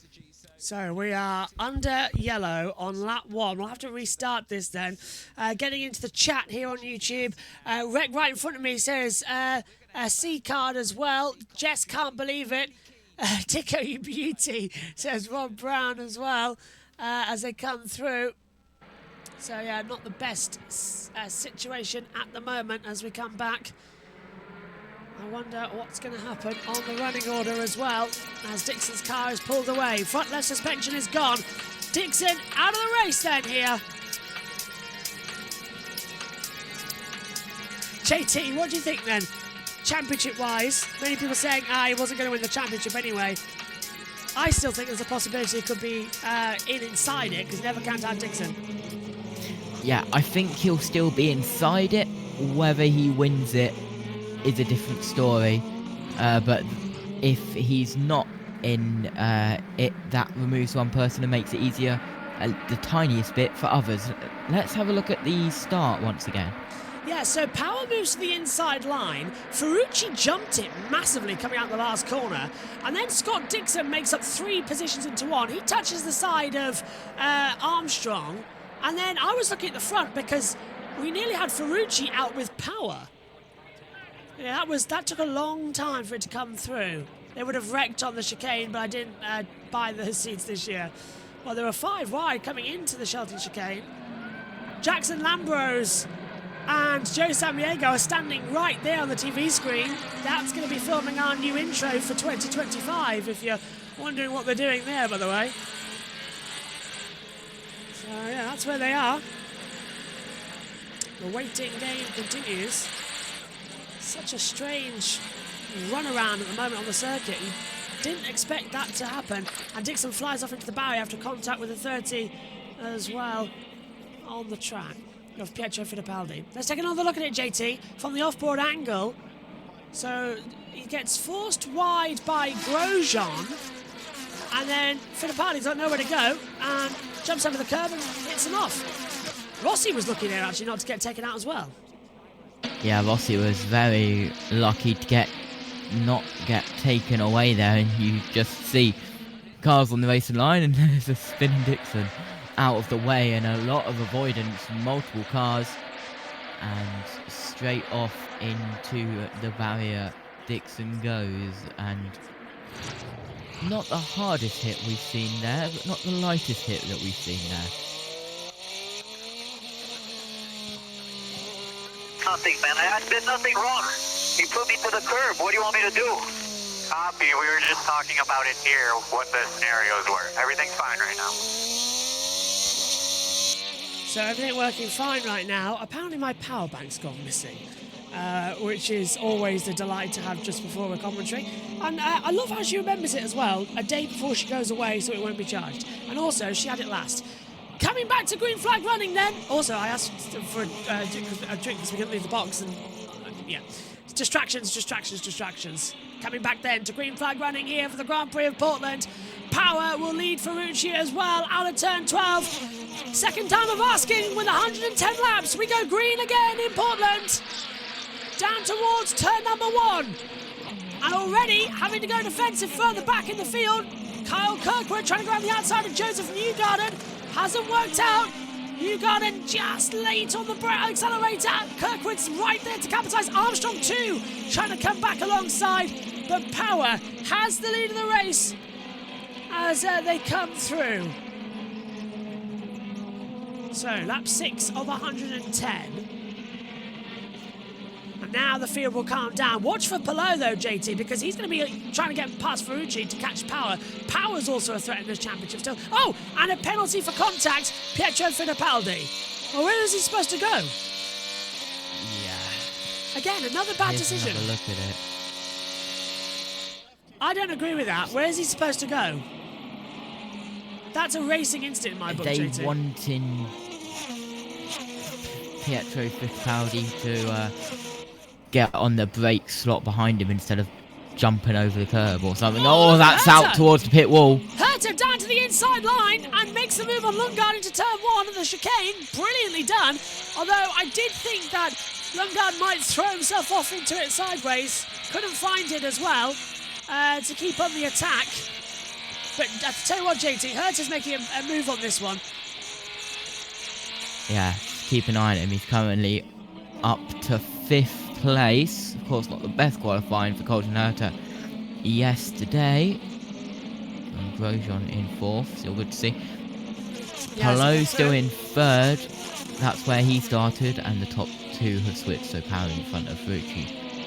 Just a couple of changes. Joseph Allen says he's lost Power at home and can't watch the race. Thanks, guys. Pleasure to help you as they come through. Power leads.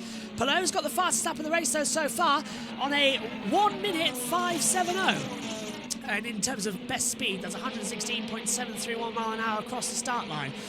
But he's now closing in on Santino Ferrucci as well. And down the inside, he's got him into the first corner. Palou up to 2nd position. Ferrucci couldn't fight that one.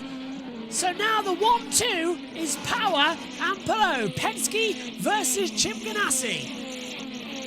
Good move from Palou, late on the brakes in towards turn 1, and he's done that so many times. Yeah. He's become an expert at it, and depending on how he does it, well, you can't stop him. Palou, points to stay on, 483. Power's 53 points back. Herta's 69 points back. McLaughlin is 98 points back. And then the number 9 of Dixon is 100 points back.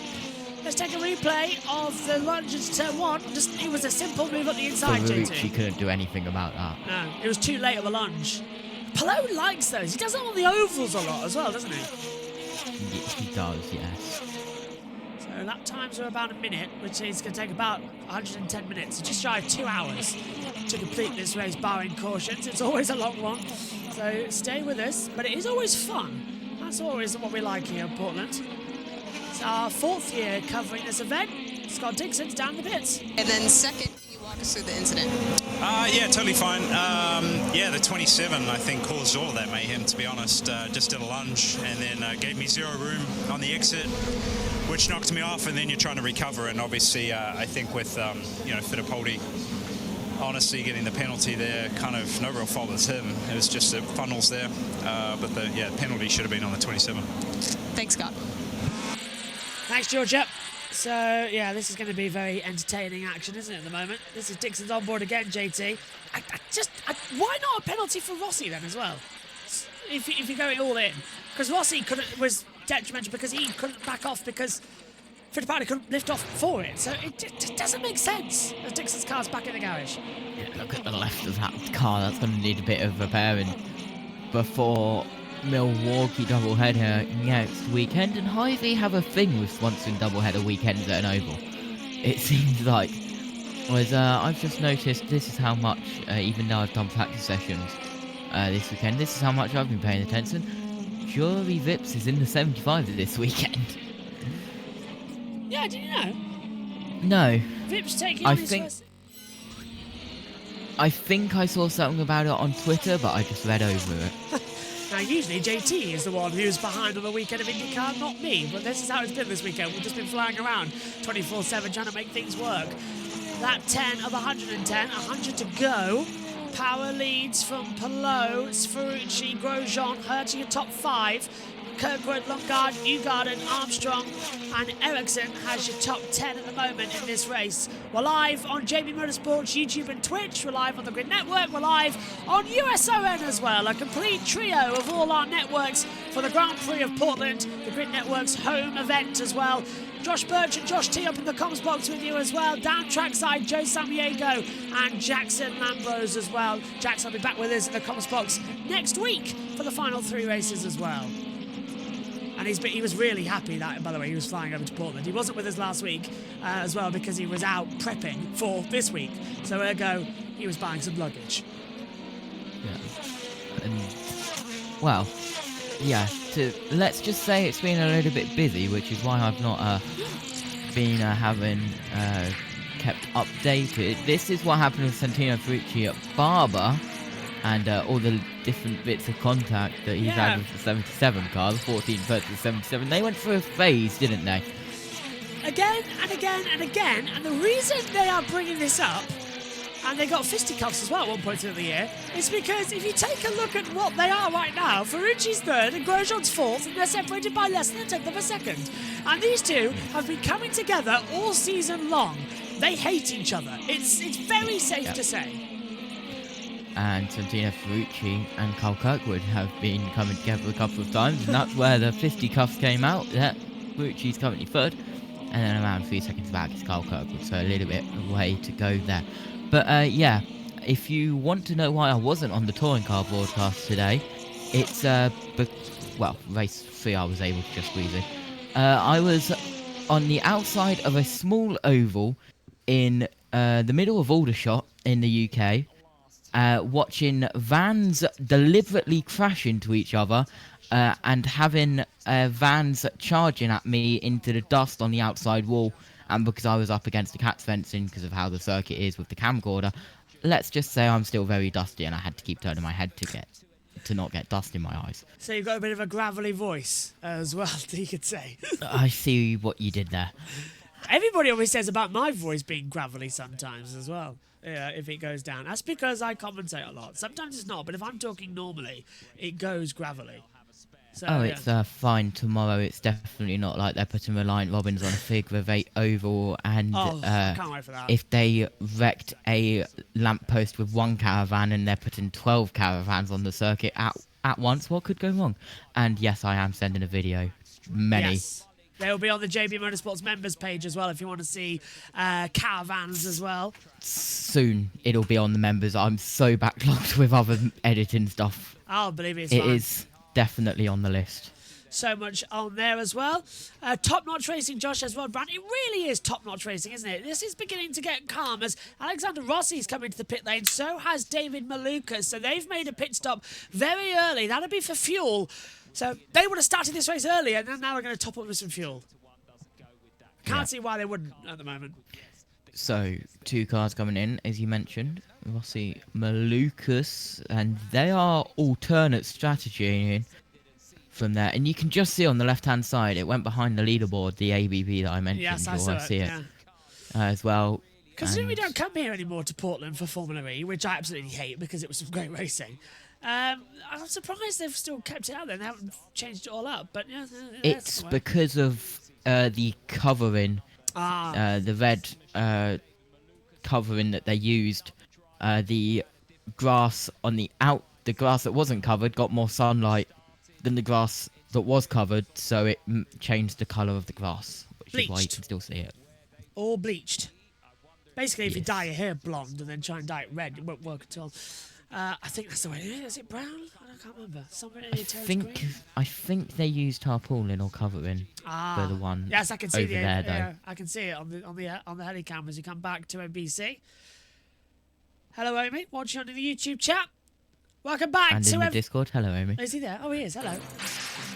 Welcome back to everyone watching on USA Network over there in the States, whether you're trackside listening to us as well, if you're on JB Motorsports, Grid Network, or USON. Well, lap 15 of 110 of the Pitnard Grand Prix of Portland. Who was that who just cut the chicane? I can't see from the top angle. Was it Rasmussen in the 20 car? Someone cut the chicane there by going straight on, but we were on the heli cam. Couldn't see who it was. 45 and the 75 are together. And there was Rasmussen putting it off. So, here we go. Who goes straight on down at turn 1? 45 locks up, goes straight on as Christian Lundgaard and had to take the evasive action, so it was Lundgaard.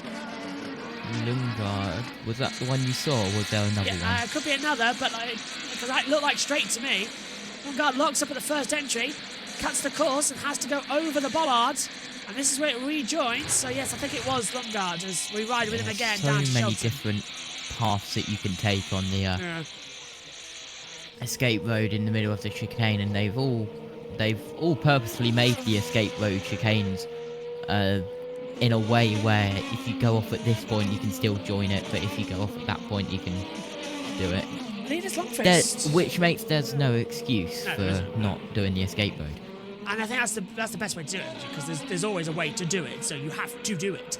Linus Lundqvist has stopped. He's put on primary tyres, but he has dropped down into 25th position at the moment, so he's circulating completely on his own. And the car it looks okay, but it sounds a little bit sickly out there. So we'll keep an eye out whether or not that's going to be a problem later on in the race.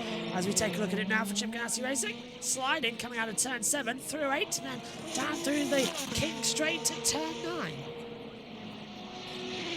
Down towards, and here is a replay, and this is at the final complex, and that was Linus Lundqvist going for a ride. That's why the camera panned down to him coming out. I was wondering where we were looking. He'd come off from the drag strip area here at Portland International Raceway. So Linus Lundqvist, that's why he's dropped down the order.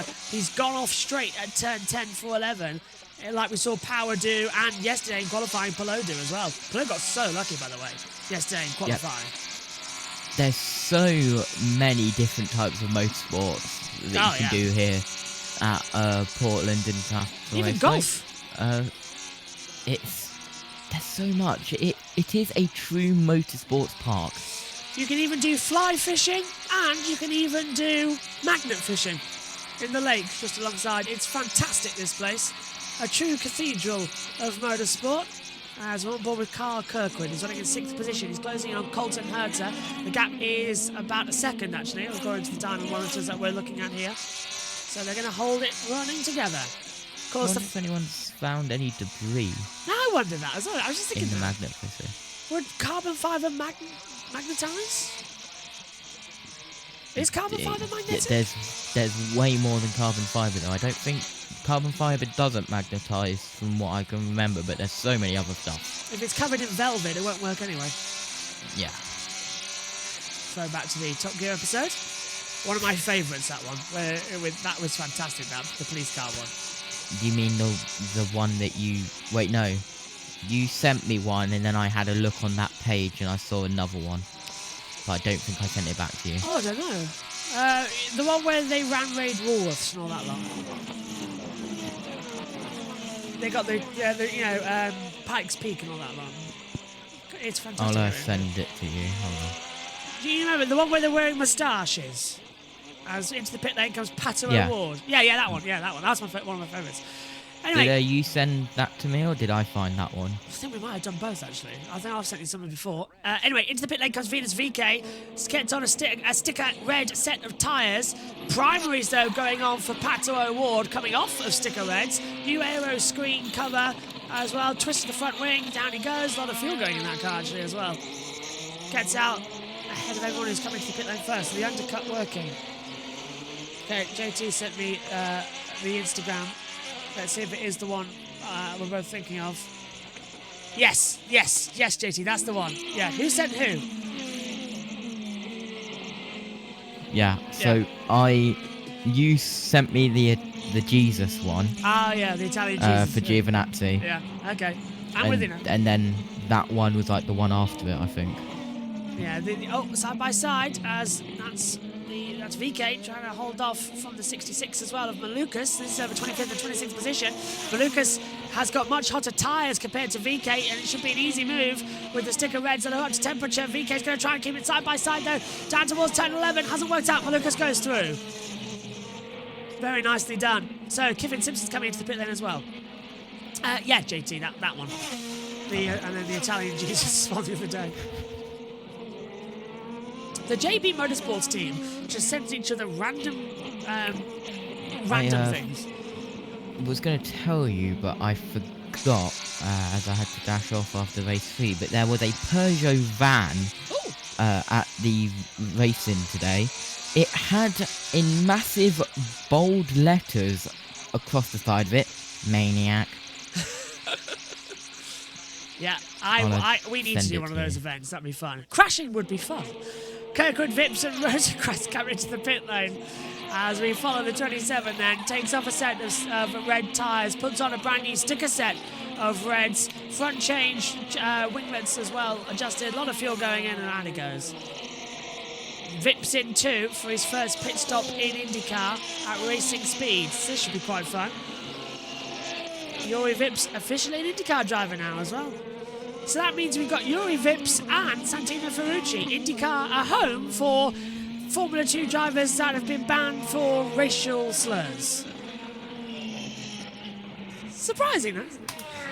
If I had £1, or sorry, American dollar, if I had $1 for every time that happened, I'd have $2, which isn't a lot, but it's weird it's happened twice.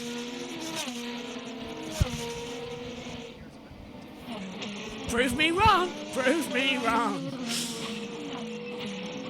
Ferrucci in 3rd position. There you go, I've sent it in Manu's channel. To be fair, if James Hinchcliffe can get away with hating on Santino Ferrucci in the commentary box and then get annoyed by...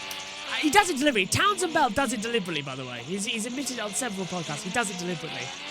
Look at O'Ward, though, closing in on the back here of somebody. Venus VK down in 25th position. VK's going to go defensive. O'Ward sends it through. That's actually Rosenquist. How far away is this timing screen? There we go. O'Ward ahead of Rosenquist, not VK. God, the timing screen's glitching like crazy. Did it glitch for you as well, watching along? I wasn't looking at it, I'll be honest, because I have just seen a valid point. How in the world did Chilton not get meatball flagged in the 3rd race when they were meatball flagging the nappers with the tiniest bit of debris? It's napper. Flapping. Wouldn't you flag the nappers? They showed real pace this weekend, winning 2 of the 3 races. So everyone's now slightly alarmed. So, yes.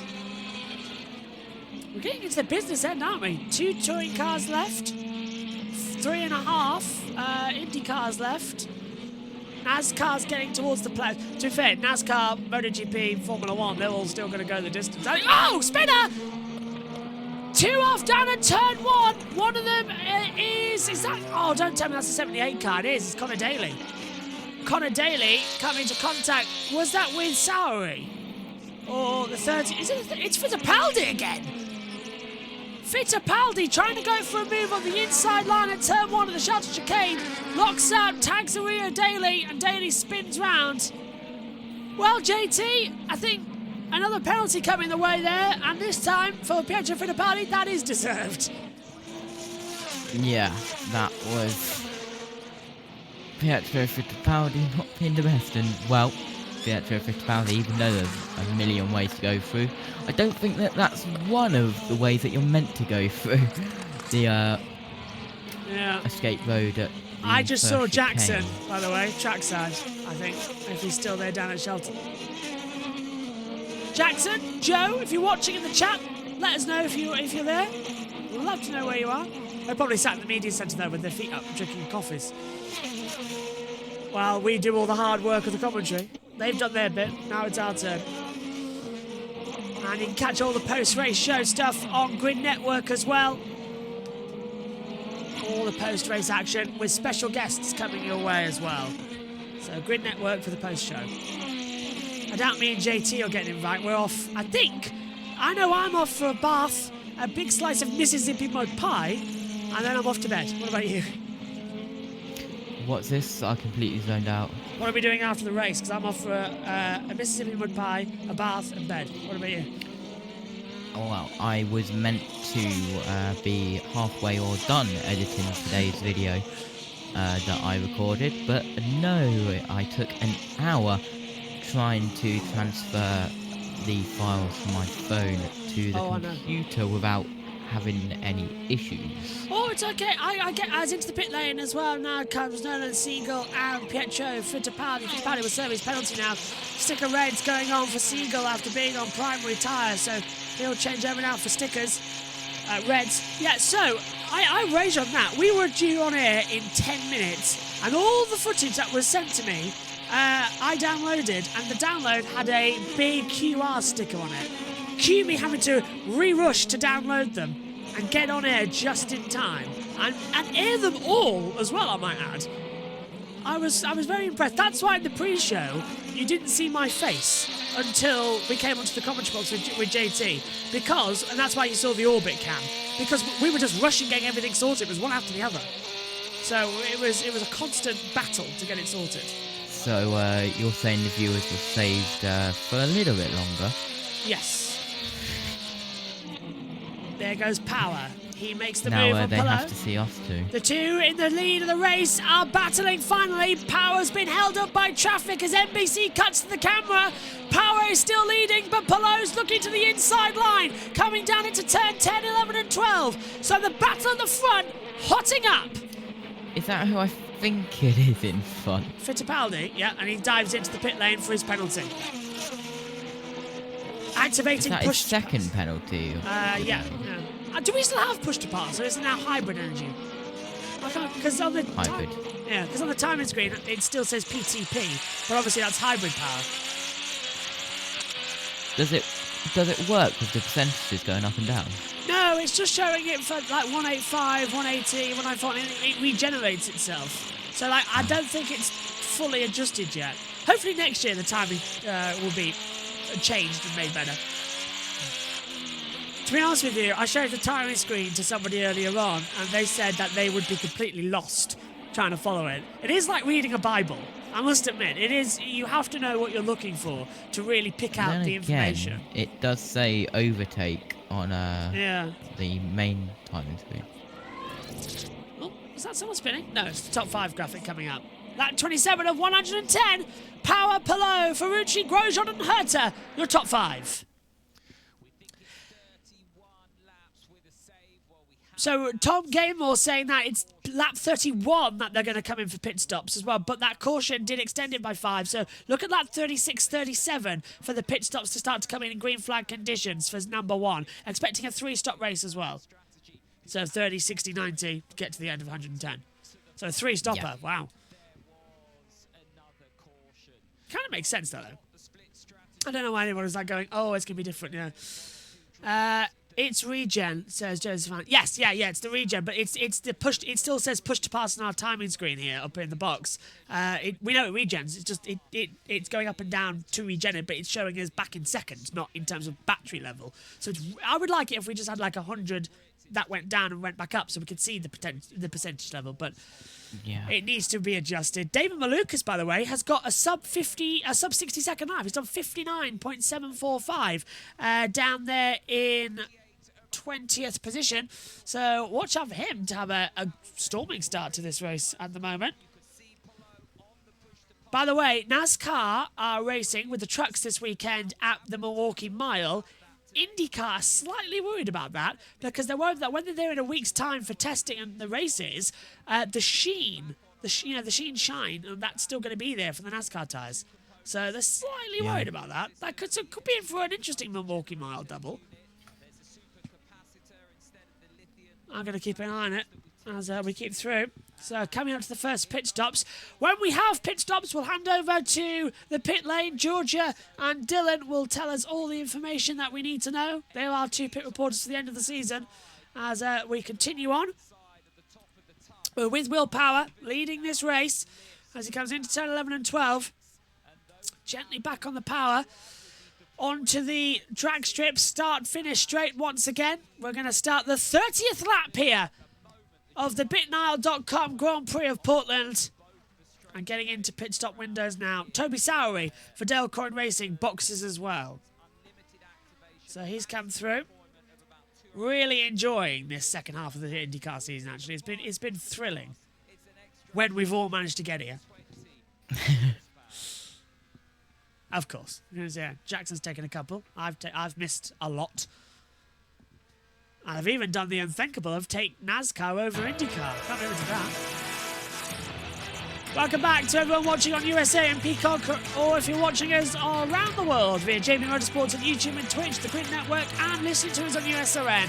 Lap 30 of 110 then For the Grand Prix of Portland, Power leads below Ferrucci, Grosjean, Herta is your top 5. We're coming towards the first run of green flag pit stops for the top 12 who are yet to stop. Connor Daly in 13th place has stopped, so they're on the alternative strategy, and now the top 12 have to dive into pit lane soon to get fuel as well as tyres. So really, it's crunch time, JT. Power a second to Palou, but Palou did get close a couple of laps ago.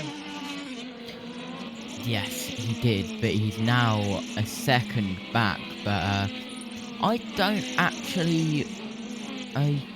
You shouldn't regret taking NASCAR over INDYCAR because it is sometimes good. Like, let's say yesterday, yes, we didn't have a clash, but we had SVG and Daniel Suarez eat Taco Bell. We had Michael McDowell thinking that he was in Rocket League, not in real life, with his manoeuvre up into the air. You haven't seen touring cars race one, have you? Andrew Watson did exactly this. Yeah, good. Yeah, Andrew Watson did it. Jumped up and hit the barrier. Of course you do, because you said in the commentary about how is that tyre thing still there. Ferrucci and Ericsson dive into pit lane. There's Ferrucci, and Ericsson's coming in. So's Lundgaard, so's McLaughlin. The second tyre back, but they didn't move the first tyre back. I know, it confused the hell out of me in that one. Down to Georgia in pit lane. Pitson's coming in. To bring the 14 in, they're going to go from black tires to scuffed Firestone Reds, fill it up with Shell fuel as far as they can go, and he is down and away. We have to remember that these stalls are a foot shorter this weekend, so it presents a lot of challenges for these drivers. So we'll remember that number, Georgia, 8.5 seconds for Santino Ferrucci. Yeah, and into the pit lane also comes Ericsson as McLaughlin's in too.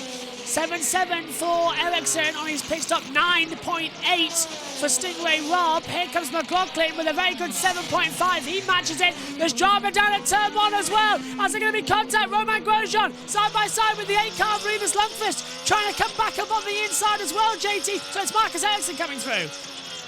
That 28 car still confusing to me as well. Power's come into pit lane, so that gives Palou the lead. Let's go down back to Dylan. Their first stops of the day. Here's Will Power, who, as we said, got to the lead on lap 1, turn 1. Started on the primary tires. Romain Grosjean in behind him as well. Power looks like is going to go to a set of alternate tires. No change on the chassis or the front wing for Power. Grosjean is in behind him as well. They had a set of red tires laid out at first, but they've opted to put a set of primaries on for Grosjean, who did a great job to start on the reds. And Rahal and Armstrong. For Will Power, so he's still. Yeah, so they're all diving in now, aren't they, for these stops? They're not going to let it go, are they? What a fantastic run. On the racetrack. Jack Harvey comes in the 18 as well. He drops down the board from around P12. He drops down.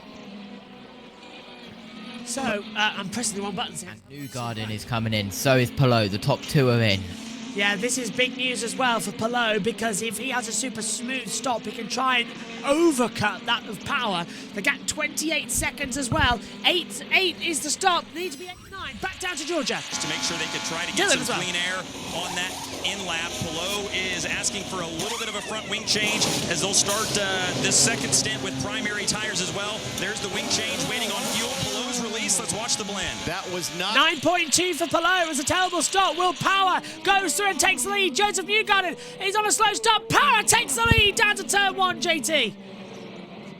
Yep, and oh no, I've tipped the wrong. There goes the headphone cable with the dog getting off. It's alright, I've pressed the wrong button as well up here in the comms box. So Power takes the lead back from Palou.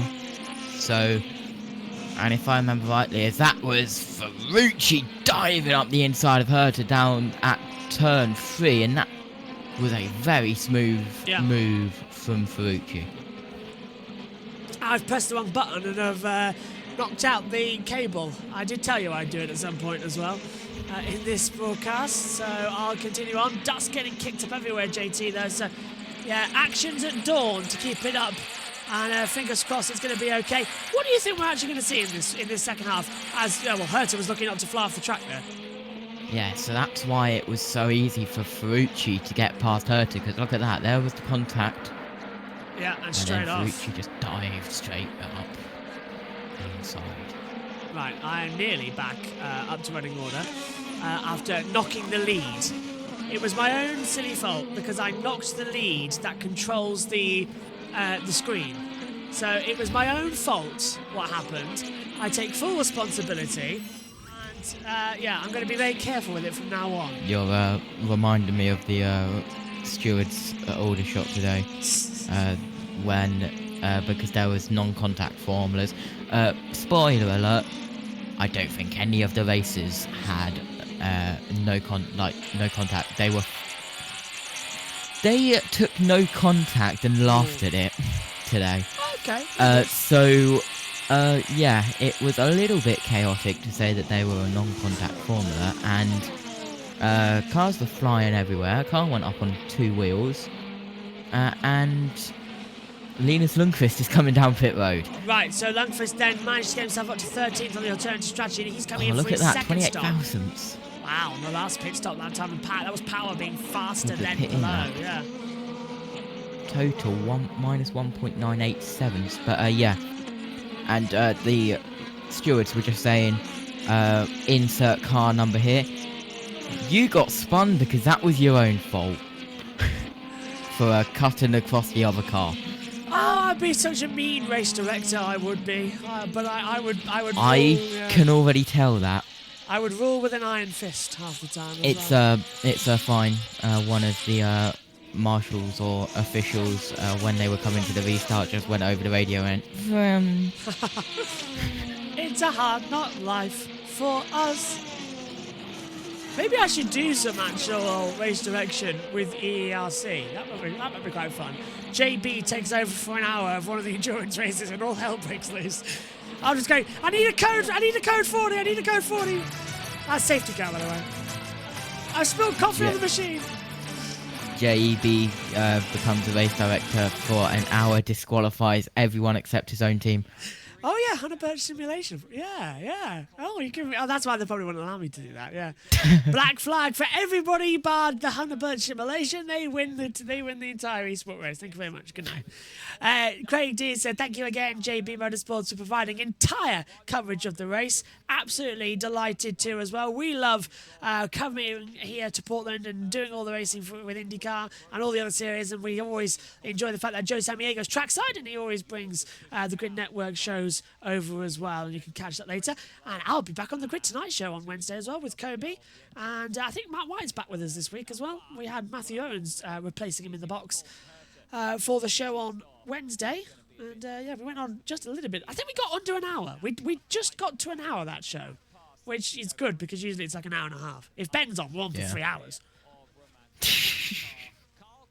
Ben Schneider, of course, from Last Lap Media as well, coming through. So, lap 38. We're expecting... Well, everyone's done their stops now, haven't they? So they've come in earlier. So we're expecting now around about lap 64. We'll see them come in again. So it's another 34 laps or so. 36 laps until we see a next stop coming in. So about the next half. 73 laps to go of this one. We're racing for 41 minutes. And we're only 1:30. And that's why I tell you it's going to be a long night here. This is more of an endurance race than a Grand Prix here, isn't it, JT? It goes the distance, always over 2 hours. That's why our off-air time is 11.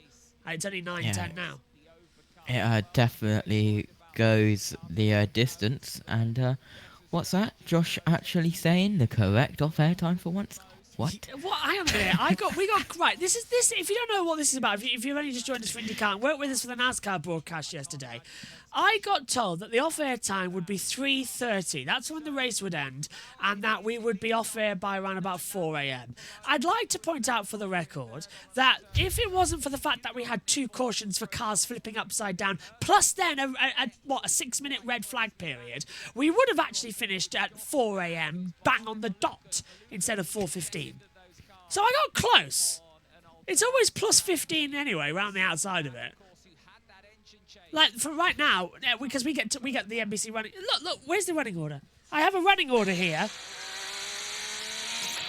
Is it easier to read than the other one? It's exactly the same one. This is yesterday's NASCAR Cup Daytona on NBC. That's the running order that NBC gave out to the media. This is what the productions have. And it says off-air time for us would be 4 a.m. Race concludes at 3:30 a.m. Half an hour for the post-race show. And then a station break as well. I told you, it wasn't my fault that the race got long. About 40 of 110. Your presence is enough to flip NASCARs, Josh. Yes. Twice in a week. Let's go through the field. Starting with Grosjean. They've got another set of sticker reds and a scuff set of reds as well, if that's what they want to do later on in the race. So Grosjean happy right now in the 5th spot, Georgia. Santino Ferrucci rides right behind him in that 6th position, and in his 74 NTT IndyCar Series starts, he secured his first NTTP1 award. I mean, just think what a win could mean for the AJ Foyt organization as he rides in that 6th position. Colton Herta. Next, right behind him, Colton Herta, Andretti driver. He rides in that 7th position, started in 8th, and just think, Michael and Mario Andretti have won a combined 5 times here. So, some good information going to Colton Herta's ears right now, aside from Rob Edwards. And behind him is Marcus Armstrong, who rides in the 8th spot. This has kind of been about where they've been on the time charts all day long, and spoke with Marcus, or all weekend long, I should say. Spoke with Marcus a little bit ago and said, we've actually been really good all weekend. It's just so tight. It's hard to make up a difference unless you're way better than everybody else, and that's a hard balance to find for sure. So Armstrong's been happy. He likes the red tires as well. Wasn't sure if his teammates liked him quite as much as he did, so Armstrong runs in the 8th spot on those preferred red tires for him right now, Georgia.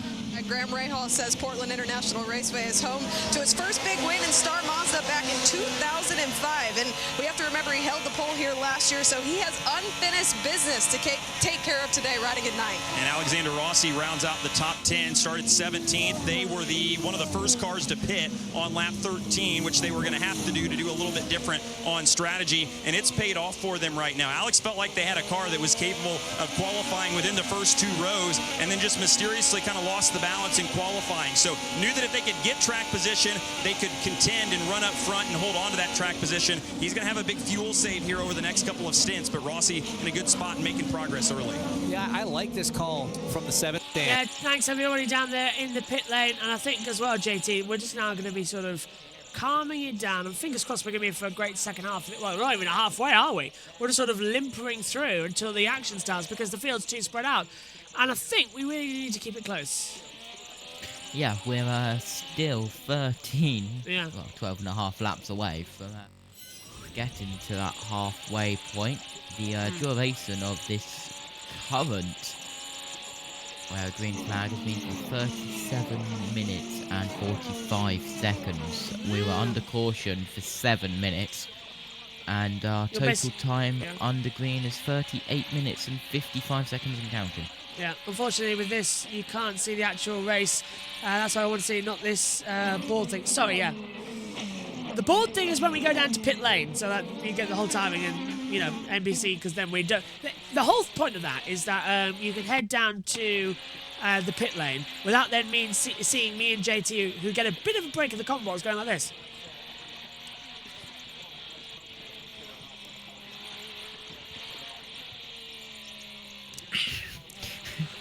And for those listening on radio, we've got no idea what we're on about just then.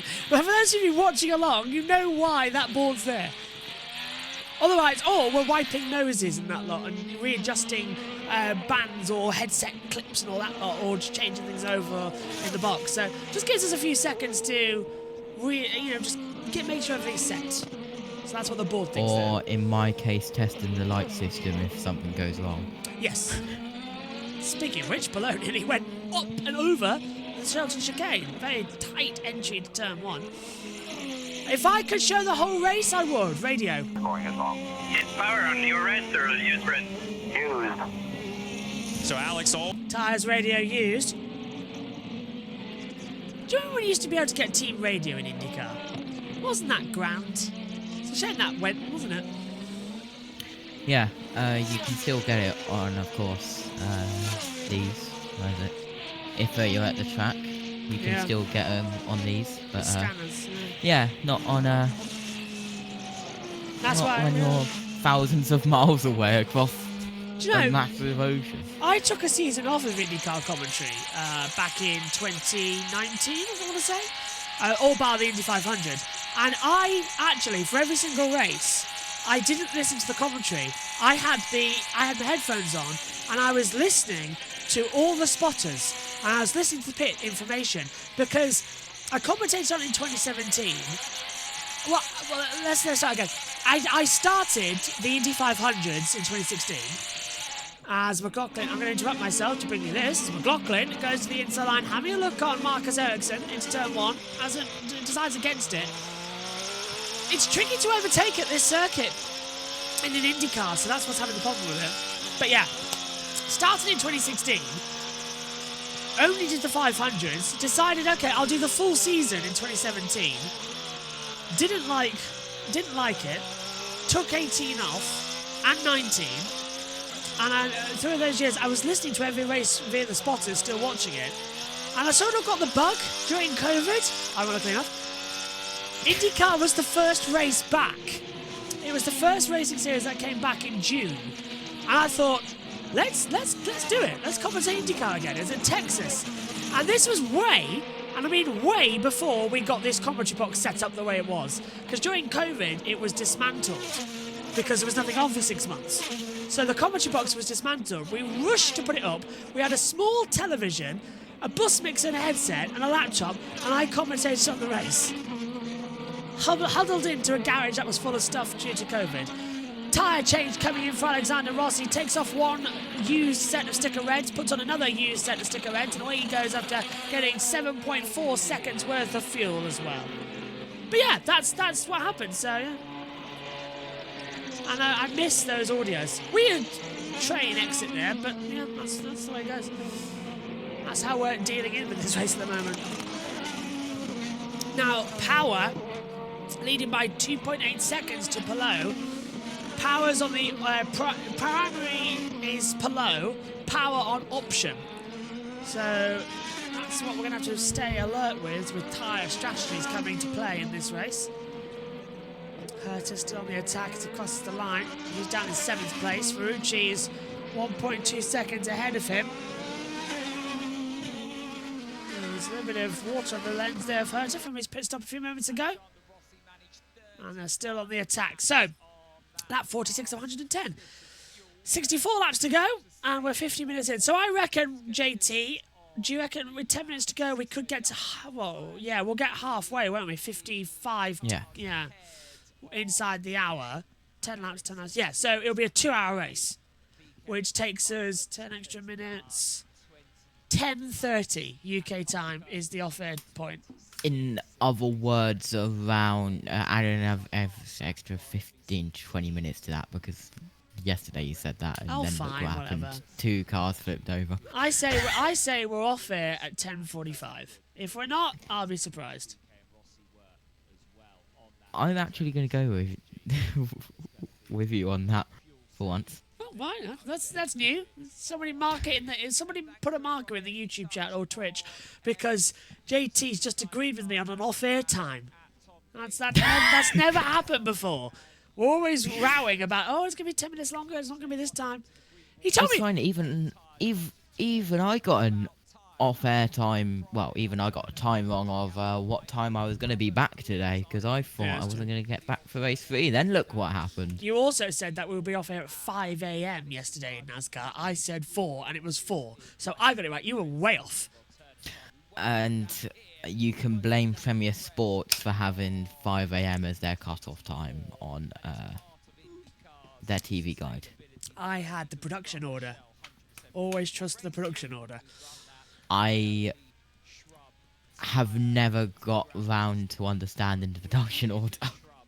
I understand it better now. But it does look like a bunch of numbers. Oh, it's just getting insane. Into the pit lane goes Venus VK, Pato O'Ward and Yuri Vips all starting to come in for their second stops. Now, these are the guys who pitted very early on in the race, putting on the alternative strategy. So they're coming in now, new fuel, new tyres going on. I believe it's going to be, for O'Ward and Vips, they'll put primaries to the sticker reds. They have done that. And for O'Ward, he should go to the options as well. Vips will go to options too. So they're all actually changing onto the option tyre, JT. Yeah, and O'Ward just continuing down pit road. and everyone we've seen. Yep. Are you ready for the Cookout 500 at Darlington Raceway next Sunday night? No. Am I here? Is the main question. Welcome back to everyone watching on USA. Lap 50 of 110 here. Power, Palou, Kirkwood, Newgarden, and Grosjean has the top 5. We're watching Pato O'Ward being under pressure, I believe, from Linus Lundqvist at the moment as they come out of turn 8, down through 9 and across down to turn 10 as well. Kiffin Simpson's coming to the pit lane. Here comes Linus Lundqvist. Trying to get ahead of Pato. Oh, it's all Power. Power passing O'Ward. That's lapping traffic then. Tell us that, NBC, before. Honestly. Yeah, I am here for Darlington because it's another Aldershot event, which is like a midday. It's an 11 a.m. start and it finishes around 4:30. Which is So you're not here for the Italian Grand Prix? No, but to make it better, the American Cup cars and Junior American Cup cars are Aldershot That does make for members. That is better. I love how the fact that... Oh. Into the pit lane comes Kyle Kirkwood. I've just realised a problem. We'll wait to see if JT realises it. As Kirkwood was also in 8.3 second stop with a lot of fuel coming in.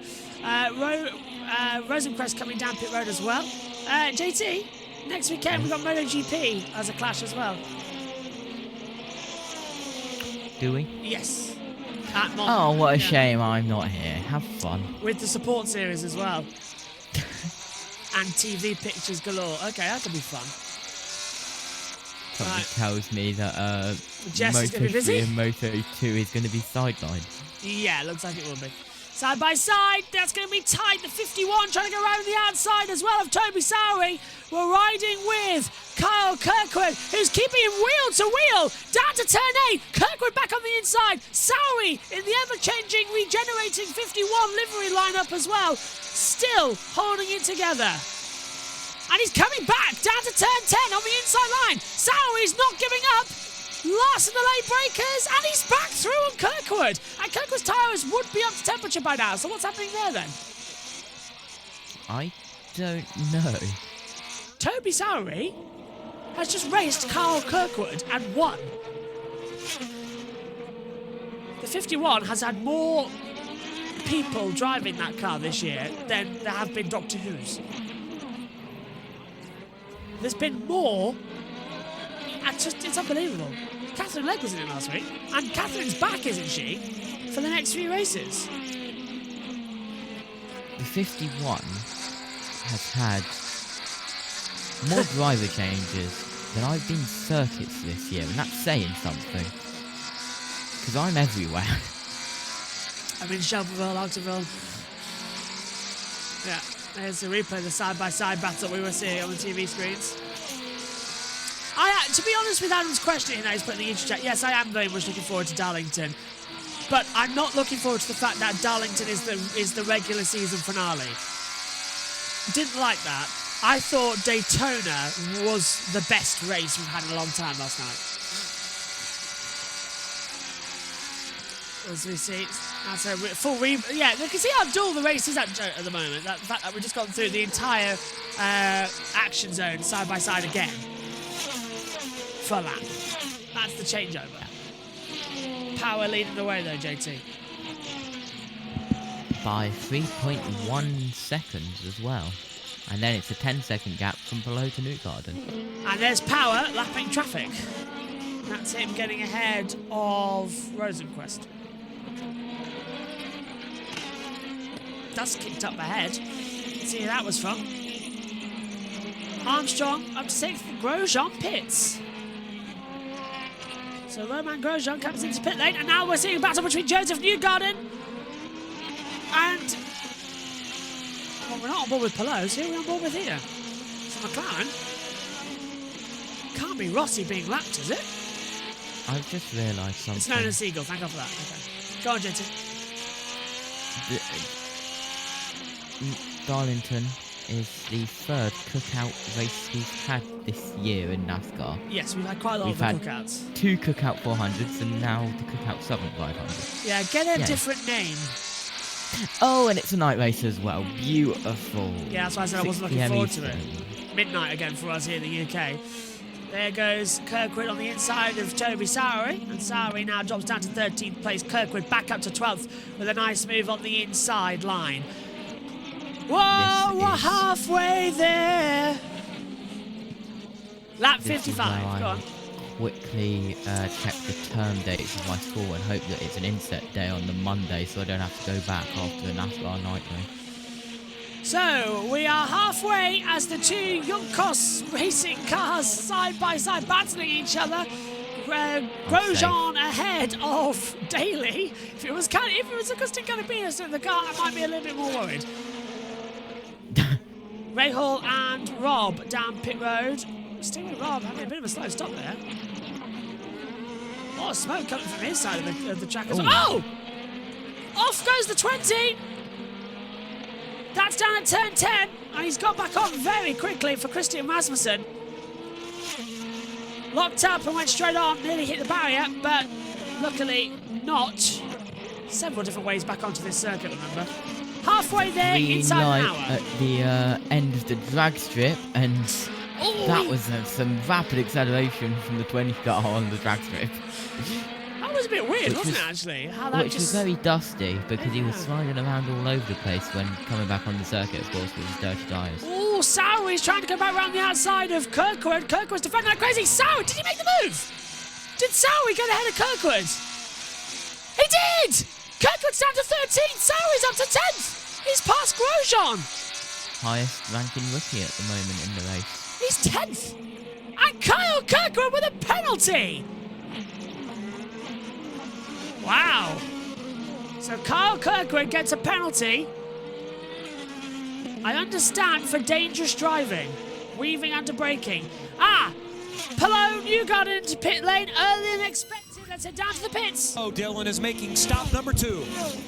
He is, and this will be his first stint on the red tires. Asked for a half turn of front wing. He actually got a little bit free, a little bit loose at the end of his run on those primary tires. That's this most recent run. So they'll add shell fuel here, make that front wing change, and change tires for Palou. We see Joseph Newgarden in front of him as well. And Newgarden's in. They were telling him to just keep pushing on that run. They were on the primary tires, I believe, and I think they're going to go to another set of primaries as well for Newgarden. So we still need to see Power, Ferrucci, Herta, Armstrong, and more make their second stop. What does the overcut do? Stay out longer. Yeah, that's going to be that is the general definition of an overcut, to be fair. Overcut means you go longer. Undercut means you come in beforehand. What's Power going to do? Power pits now as well. Let's head back down to pit road. On that stint, James, to maintain pace, and this means he's got a set of sticker reds still in the bag. Down to pit lane again. Sticker reds in the bag, and he's going to have to use them at some point. He started on the primaries, went to those scuffed reds, the used reds. Dylan, are those used reds again? They sure are, so they're saving their set of sticker reds for the final stop here. Power has been really happy with the balance all day, and they're going to save their best tires for the end of the runs. Georgia? Yeah, Santino Ferrucci has been incredibly quiet on the radio. They went from scuffed reds to blacks, but no complaints from Ferrucci. And Power is... Thank you very much. Now, where did Power come out in that little melee? Down in 6th position. Still times that need to be dealt with here. Lap 58 of 110. 53 laps to go in this race. Ferrucci comes out behind Grosjean, but ahead of Daly, so he comes out 11th. Splits up the gap again, but he's on very cold primary tyres compared to Daly, who's on he's on sticker reds, isn't he? So Daly should be able to just fly back through here at awesome speed, JT. Oh, sorry, are you doing something? Yeah, you've got me on too good to go again. Ugh. Pepperoni, 12-inch pizza for £4. Oh, that's decent, yeah. Don't forget, it's a bank holiday tomorrow. Yes. Shop shut early. It's also not race open day. at all. No, it's perfect because my niece and nephew are here, so I can just pop them in front of the television and go, look, bikes at Cadwell. Into the pit lane comes Toby Sowery and Connor Daly. And I can get in a car, travel an hour and a half, and go, oh, look, there's Reliant Robbins flipping over and 12 caravans getting destroyed. It's good to have it back on Bank Holiday weekend, isn't it, Cadwell Park? It feels right for British Race. Yeah, because they lost it for a couple of years, didn't they? They did, yeah. Also means it's one of the races in the year that we should theoretically always be able to do because it's on a Monday. So, yeah, maybe next year we'll go trackside. We will go trackside. Of course, they have They have the Maybank holiday with Alton Park as well. That's true, yeah. So we can do that one as well. Easter's Monday as well, races coming in. Have to remember though, Alton Park is one of the circuits like Croft where you're not allowed to start before midday on a Sunday. Yeah, plays havoc for when we have classic weekends for like, oh, I don't know, MotoGP. And they start at like 12:15. It's like, can we get this race in before we have to go on MotoGP? Do we risk it? To lead, Armstrong second, Ericsson in third, as into the pit lane for new tyres have come several of the riders. Pelot down to 7th, Power still 6th, Newgarden now 8th, Grosjean 9th. Grosjean's actually a contender in this race. It feels weird to say that, but Grosjean's actually involved as Siegel tries to get back through, and this is to pass Sowery down into turn 9 and 10, and well, he's off the track, and that was always going to happen, I'm afraid, for Nolan Siegel. There was no way he was going to make side-by-side work down in turn 9 and 10, and he's got off the track for, well, he just deserts. Yeah, he was loose going in towards the entry as well. Very nearly collected Sowery, and that Sowery was lucky to get out of that unscathed. McLaughlin and Lundgaard have cut down pit lane again, so Siegel's going to get an easy pass here down the inside. We're riding with, is that Marcus Ericsson? Who are we on board with now? Marcus Ericsson. I should trust my gut. Net third in this race. Lapping traffic now as well. That's where we're coming to. Harvey also coming down pit road. McLaughlin changes over from one set of red tyres to another used set of reds. A lot of fuel going in there as well. 8.6 seconds worth. Lundgaard and Harvey, as you say, JT, coming down pit road again. Haven't seen Lundgaard's time. It hasn't flashed up on the monitor. Harvey's just started in the background, but I think that might fly away. NBC's graphics not really working that well as well. Colton Herta's coming in. Here's the replay again of Siegel versus Sowery. That was Siegel's fault. Straight off the track, trying to come around the outside. So Armstrong takes the lead. Herta and Ericsson are into the pit lane. And here's Herta now. And he's putting on another set of primary tyres. It's a used set of it's a used set of red tyres. So not a lot of fuel there, JT. Just 7.4 seconds coming through. Ericsson's also coming down pit road, and he's in now. Takes off the primaries, puts on the reds, as that was I believe that was Pelot passing Ferrucci again? Yeah, as I've just seen flash up purple on the timer screen. Romain Grosjean has the best lap. Yellow flag, spinner, that's the 77. Oh, it's not anymore. wow. Romain Grosjean's gone round on the red tyres and the Shelton chicane. I spotted the yellow flag on the exit, and if he stored the car, we could be in for a full course yellow, which will devastate everybody who's just made their pit stops. Marcus Armstrong included, who's just come in and he stalled the car, has to go full course yellow. Oh, he's got it going. Oh, well done, Roman. He's really fired it. Oh, no! And he's hit again! And he's taken off the front wing of the 20. And it's a rear puncture, surely, for Grosjean. Oh. He comes again. Second dangerous re-entry. He got hit by Christian Rasmussen and nearly got taken out by Toby Sowery. So that... Puncture, he's off again. Yeah, he's out. Grosjean's out. Broken rear suspension. Sorry, Roman, your day is done. Oh, my God.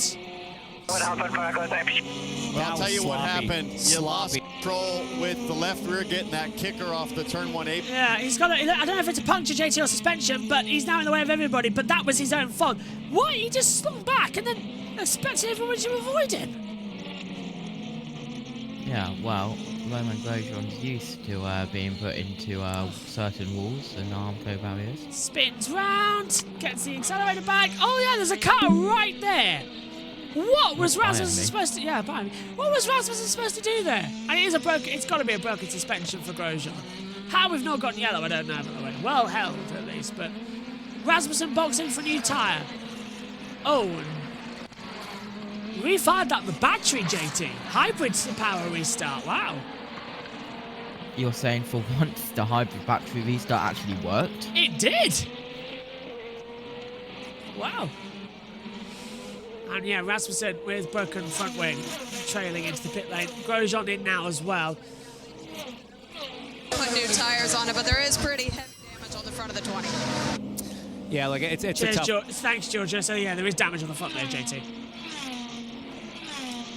Grosjean always... Are we surprised though? No.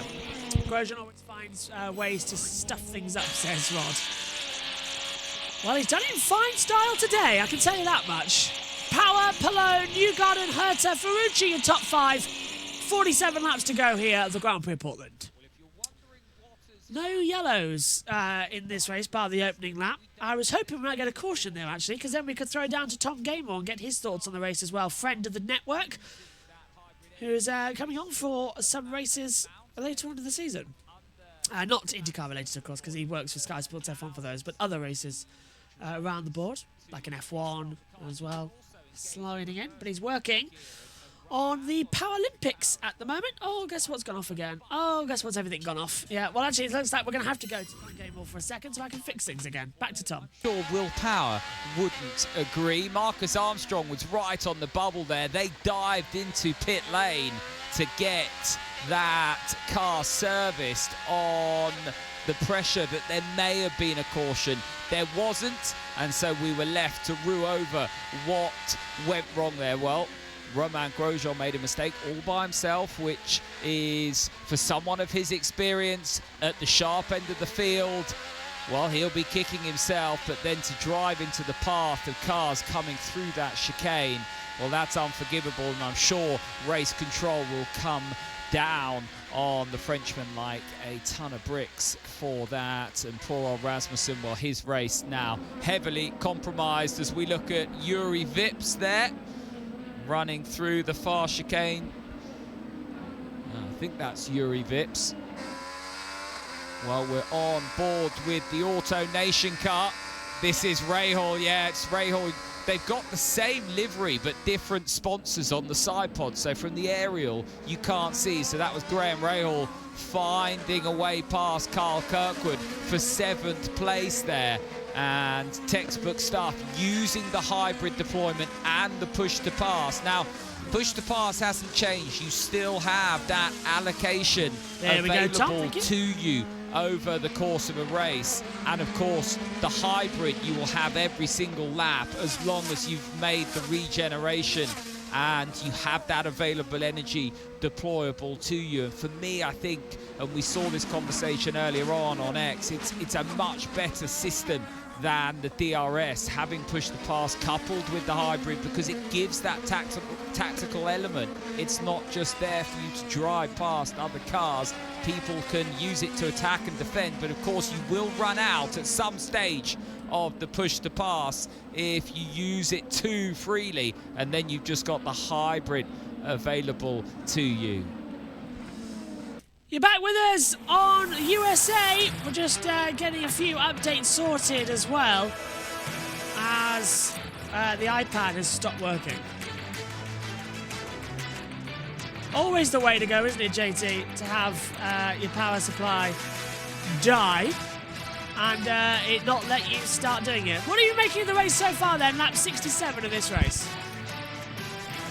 I'm going to say it's been a bit quiet, hasn't it? Sadly, yes. 44 laps to go around the circuit.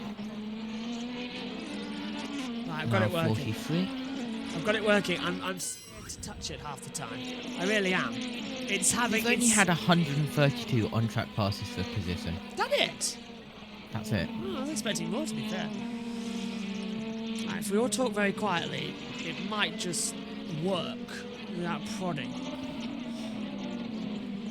So, we're still in the action here with battle for first, Power and Palou, just 4 tenths between them. Lap traffic coming in involved as well, but surprise, surprise, we do have a battle for the lead here, and it's a crucial one for the championship as well. I think everyone sort of forgot about that, JT, is that Power could come back in this quite quickly. Yeah, and power is able to get back, and he can be good at ovals. Yes, he Power can, yeah. sometimes. Well, he won. So that may help him. Who's out? Linus Lundqvist leaving the pit lane. Oh, nearly taken out. That was nearly, comically enough, Linus Lundqvist in the 8 car of Chip Ganassi Racing, taking out the 10 car of Alex Palou in Chip Ganassi Racing. So, nearly a teammate suicidal moves. By this traffic by the end of the race. Clear this traffic. Taking quite a bit of time out of it the last 2 laps. And the other thing to note... Yeah, it's going to take quite a lot of these tyres out. We're getting JT near... We're going to... Is that one more stop? They've done 2. Is it a 2-stopper? Will we go 3? That's the question. I'm thinking 3 stops. I think personally. they have to go 3 stop. Yeah. They've all committed to the 3 stop now. Yeah, they're not going to get it to the end, so it's going to be a 3-stopper. I would say round about lap 92. And yes, maybe round about there we'll get them in. So not many laps ago. Yeah, round about lap 90. Into the pit lane comes Romain Grosjean. And this is another stop for him. And is this a penalty pass-through? Yes, it is. Penalty for... Yes, it's a penalty pass-through for Romain Grosjean. Pretends to be shocked. Romain! Instead of Kevin. It used to be Kevin Magnussen, of course, that was causing all that drama. Where can we find all this cool data? Chase Green says as well. The data from the timing screen with the black background, that is timing 71. You can download it as well from, just Google timing 71 on Chrome, and you can add it as a Chrome extension to your browser. The data here is from INDYCAR.com, and the driver tracker is from the app. So yeah, it really is. We literally cobble it all together to get you the best of everything here at JBMotorsports. It's kind of like you use us so that you don't have to find all the mess yourself. And then us two are just here, just talking. Yeah, and we take some microphones and hammer it when it doesn't work half the time. 90% of the time. Yeah. 90% of the time we're not talking about what we're actually meant to be talking about. Yeah, that's kind of what happens in IndyCar races, especially when it's just us two. Because even though we've gone off topic, we have gone nowhere near some of the... No, we could go worse. Yeah. We've actually had some kind of rails We have today, yeah. Considering that we're both running on very little sleep as well, I'm surprised. Because we were doing NASCAR until God knows what time in the morning. 5 a.m. 4 at least. We'll just say as well, hang on, is it Saturday or Sunday night the NASCAR race next week? It doesn't really matter, does it? Because I've just been reminded... Sunday night. I've just been reminded that at 11 o'clock we've got the IndyCar race anyway. So, sleep schedule for Joshua is going to be very much just... Yay. So who's doing IndyCar then? Jackson and me. And I'll be on NASCAR. What do you mean? There's no clash. What? You said 11 p.m. Do you mean the Saturday one is 11 p.m.? Okay, you're confusing me now. Yeah, there's no clash, JT. You just said there's a clash. No, the IndyCar. I'm going to be up all night, basically. Because then MotoGP starts early in the morning, and all the other support action, like Formula 3 and Formula 2 and all that lot. So I'm not going to sleep next weekend. Yeah. Race 1 is at 11. 51. On the Saturday night, and then we have an 11 p.m. race Sunday night as well. No, we don't. NASCAR. Oh, Sunday yeah. night. Sorry, yeah. I thought you meant this one. Right, just so we're not confused. The Milwaukee Mile Race 1, 11 p.m. on the Saturday. 7:30 p.m. the Milwaukee Mile Race 2 for IndyCar. Straight after that is the NASCAR. But they're on the same network. Which I'll be on backup for, because I know that they're going to be delayed, probably. Yeah. IndyCar. Yeah, one of them always is. So, always best to have that delay in graphic packaged. Even though Josh has changed his NASCAR OBS and I haven't touched mine in months. Well, I figured out that we can actually just easily... I figured out... that was car... Yeah, that was the 66 going straight off the track again, down at the shelter chicane. So that was David Malukas in the 19 car just going straight. Really? Another one? Okay, I think NBC going for a break. Power, Palou, Newgarden, and Herta, Ferrucci, your top 5 with 37 laps to go. Yeah, anyway, well, I found out something cool, actually, with the OBS, that we don't now... Basically, you know how we've got 40 cars as the maximum entry in a NASCAR race? Yeah. Well, this weekend we had it at Daytona. So I set the new graphics package up for that. But also, instead of having to manually go through and edit each time, you can select the whole file. If you put all the little data into a file, you can just edit the file quite easily. So you don't have to edit each one. So yeah, it's just saved me like 1 million times of jobs. JB's nickname next weekend is No Sleep. Yes, it is No Sleep. I will be awake all the time. Jess, you are so taking Formula 3. No, you can't because it's the last race of the year. Oh dear. I am going to be in for a long night next week. Have fun. Moto 3 and Moto 2 won't be live, which is actually better because I can do them on the MacBook immediately after, later on in the night, and then upload them afterwards, so it's all fine. I think Moto... It's fine on the Thursday. I'm in Bournemouth all day. That is... literally, probably morning till night, because you've got... Oh! David Malukas went through the first chicane runoff and has been assessed a 4-track position penalty for shortcutting the course. So he's... Oh, I thought I broke it again. I dropped my phone onto the desk and it knocked the iPad. So that's controlling the driver tracker. So he's got 4 places to give up as David Malukas. So he's going to drop behind Sowry. Oh, he's just going to go back, really. He's going to go back to the back. Because Siegel's the last one on the lead lap. So, yeah. 4 places back is there. There's Newgarden in 3rd. Back to you, though, JT, with your point. Yeah, it's the Bournemouth Air Festival, Thursday 29th to Saturday the 31st, so I'm going down on the Thursday. They have the day displays, but they have the twilight displays as well, so that's fun. If RAF Typhoon with Afterburner glowing in the twilight. I've actually never seen a twilight air display before, so that should be quite fun. That's going to be nice. It means getting a bus from Bournemouth to where I am is around an hour and a bit. I'm doing a lot of cycling over the next few weeks as well. Are you going to be stuck at that same place for multiple hours again? No.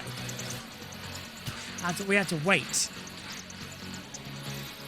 It was really annoying as well. That's 76 or 110 to come through. I'm just in Bournemouth on the 29th of August, and I just see Josh just going past on his bike. I haven't stopped cycling since March!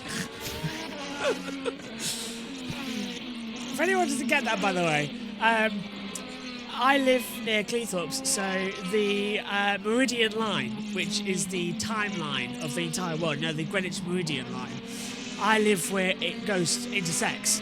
So there's a bench there with the world. So I took a photo at 3 o'clock in the afternoon, and I put it on. And then, by sheer coincidence, 8 hours later, I was back in exactly the same spot on a walk with my friends. And I thought, I was only here 8 hours ago. I'll take a photo in exactly the same position. And I think I put it on Instagram as well. Some people might have seen it. I've been sat here for effing hours. It was fantastic. And then I was cycling last week, and we went through, and I put another one saying, someone's rescued me after 2 weeks, I've not got a bike, I can leave. So yeah, it was quite funny, really. As Malukas is into the pit lane on a green flag pit stop as well. How many seconds? 7.5. So Malukas is fueled to the end, JT, and he's going to be putting on a new set of tyres. I think it's alternatives. Looking at the 14 team, do we have communications, or is it just a picture-in-picture?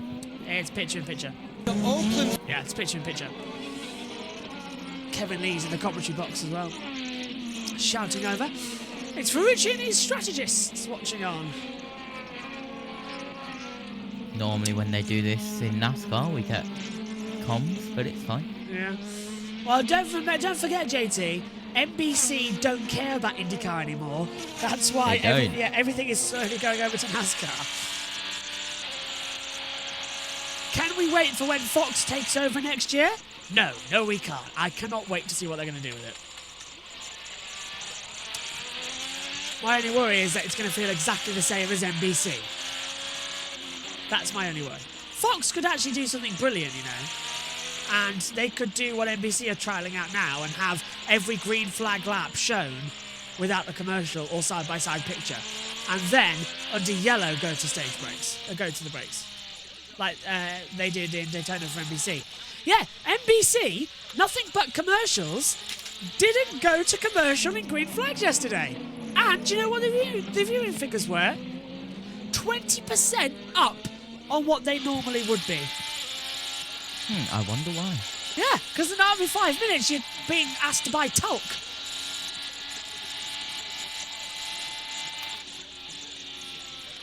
So let's have a quick look. My phone's buzzing like crazy actually as well, as we're being told that pit stops are going to come in soon. Newgarden is going to come in as well. He's on red, so they're not going to make it to the end of the race as well, so they're going to have another alternative run around. This has actually been one of the great races we've had. I know it's not had so much action, but it has kept in with the championship, and it has been close. The lead has constantly been close. It's not like last year, JT, where I think Palou ran away with it, won the title, everyone was like, whoa, whoa, whoa. Here, Power and Palou have been locked in combat the entire race, and that's the good thing about it. It's a slow burn. Yeah, absolutely. Rahal, VK, O'Ward and Vips have come all into pit road. So this is VK, O'Ward and Vips again, as you say. And Sticker Red's now starting to go on for these guys that didn't have it on to begin with. So these are the last gasp, and they were the ones who've done the alternative strategies. They're going to have to do 30 laps on those tyres. Might not be doable. No, one caution. Did we run caution free last year as well, if memory serves? I cannot remember. Was a year ago. I don't blame you. Ferrucci, Kirk will come into the pit lane. Award sliding out the Shelton chicane. I wonder what the lap time is for INDYCAR to Formula E. Ferrucci pits, we've got now Dylan. Going to make me look. Yes, I am. Santino Ferrucci's going to put those sticker reds right back on. He was asked by Larry Ford if he wanted any other changes. He said, nope, just tires. So all happy from Santino Ferrucci. Nice job. Thanks, Georgia. That's definitely not Dylan, like I got told it would be. That is definitely Georgia. As Ferrucci 7.5, Kirkwood a 7.8, Rosenquist stopping now. Ferrucci aggressive coming out of the pit lane now. 7, 6. Oh, Rosenquist couldn't tell. 5.3, I think it said something on the radar there for all the action. Oh, lock up coming into turn 1 as well for the 60 of Felix Rosenquist. He gets passed by Alexander Rossi, who goes around the outside. Rossi did brilliantly there. So that's going to change over. Armstrong pits as well. So this is now, and Stingray Robin as well. So and Kiffin Simpson. So this is it again. Everyone starts to come through.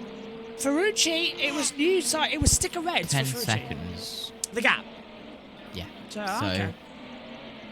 this year's Firestone Fast 6 was a 58.2046. So 2045. Yeah. And then the qualifying result for round 14 of the season was a 108.779, and round 13 of the season was a 108.820. So Okay. yeah, around, it fluctuates around 10. Yeah. That's not too bad at all, though. Points as they run then. Palou will keep the distance to Power identical, 54 each, same as when he came into today. Herter will be on 67, McLaughlin 86, Dixon 101 back. Dixon with no points today really harms his challenge. That's going to be fun. Armstrong also came in for new tyres. Bob Popcrass is also tweeting for the Milwaukee race, and it's buzzing my watch like crazy as well. Battle for third between Newgarden and Herter. Battle for the first place between Power and Palou also starting to come into factors now as well. Just a second separating them as they're hitting traffic.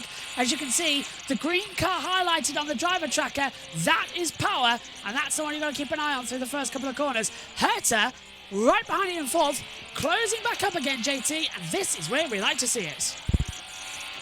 Yep, Herter using his hybrid going down the straight, down to 9%. He'll regen it a little bit, going in towards the chicane, up to 17% now, exit of the chicane. He goes down, Power just up ahead, 14 seconds up ahead the road is Power. Attack, attack, attack, attack, attack. So 27 to go. Admittedly, my eyes are starting to go at the moment as well. This is what happens when you've done a whole day of racing. Jess is now currently probably laughing at us because she's done so much today. All 3 BTCC races, 2 Formula 1 Academy, and a Porsche and an F1, 7. Whereas I've done 4.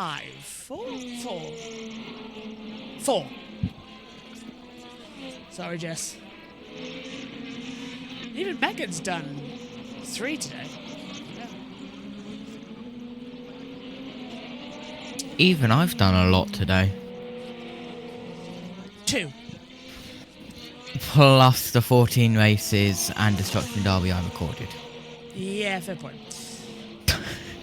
I don't know, JT. You're clutching at straws there. So they fly in again. Yeah, Jackson will be back with us in the comms box next week at Milwaukee.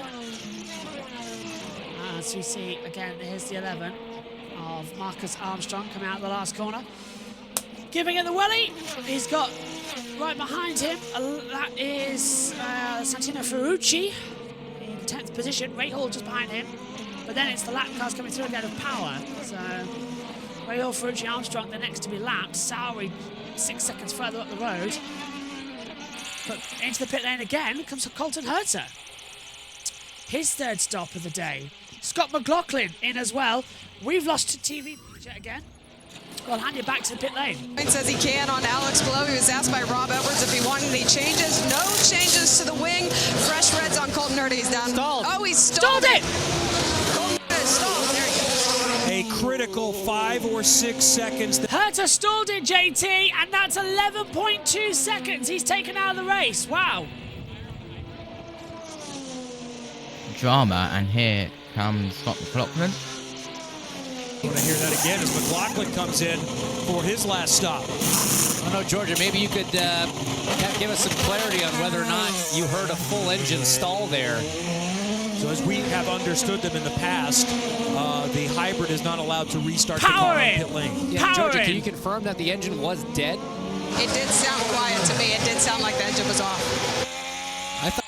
Thanks, Georgia. Power's in. Newgarden as well. Race leaders diving in from the leads. Paolo takes it. That set of sticker red tires at their disposal. That's what they'll put on here. Need another fast stop here for the Power crew. They do it. Joseph Newgarden is in as well. He has a set of sticker primary tires if they want it, but I believe they're going to go to used reds here to finish. Alex Palou should be in the next lap as Newgarden completes service. Not a bad stop there as well. So, again, JT, they're moving it around, but it's advantage in my book for Will Power. Sticker reds are much faster than old red tyres. Here's McLaughlin. They really are, and here is Scott McLaughlin, as you say, going out the final corner, down towards the line and down towards the chicane, and Alex Palou is in the leader. So McLaughlin holding off Ferrucci as well. That's for position over 8th as well, so they're going to have it. New red tyres of Power, and he's away as they come in. Here comes Alex Palou. Is he going to come off from sticker reds to any other tyres, then reds? We're waiting. It's black primaries, and it's old black primaries, JT. It's not stickers. Scrubbed set. That is bold from Alex Palou in the 10 crew. That's not going to work, I don't think. Definitely not. Power is going to scream down. Palou has not got the traction exiting pit lane. He looked very, very slow indeed. And now taking the lead goes Power. Palou almost looks stationary as the 66 of Malukas tried to pass him again. Thought we're going to hear some radio there. We didn't. So there we have it.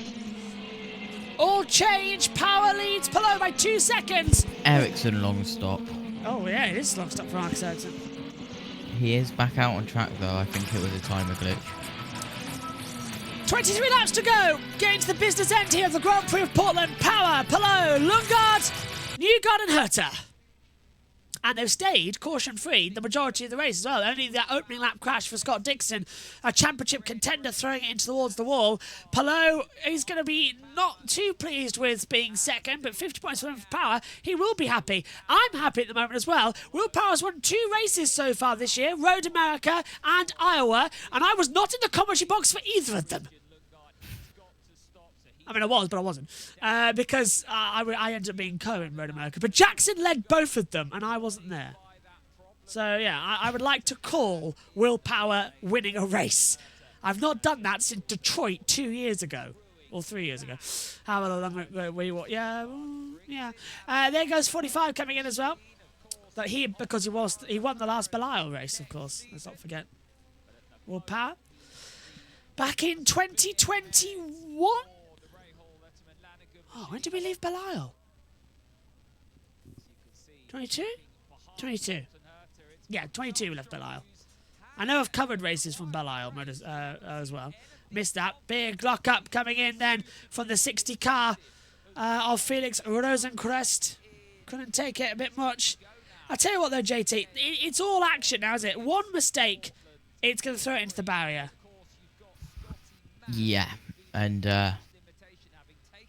that is all that is needed here at INDYCAR and here at Portland is one mistake and you're into the barrier. Yes, there's a lot of runoff, but if you get on the dirt and it spins you around... It's just bang, bang, out you go. So, Power continuing on as we now look at the battle for 13th. It's changed over. So this is... Well, that's Colton Herta, isn't it? So that's a lapped traffic ahead, because that's not Newgarden, just ahead of him. So this is lapped traffic we're watching on now as well as they come through. As we look at Colton Herta. If I can try and isolate where he is on the board, I can tell you who he's running with. I'm looking for the 26 on the time. It's lapped car ahead of him. So that's the 18. I can isolate for you back at home. It's Christian Rasmussen who he's trying to lap. There we go. Simple deduction there using our graphics available to us. And Herta's going to go for a move here on Rasmussen. Rasmussen should be given command blue. And should be getting out of the way, JT, and he's not getting out of the way. So, yeah, I don't know what Rasmussen's doing there, being a bit of an idiot.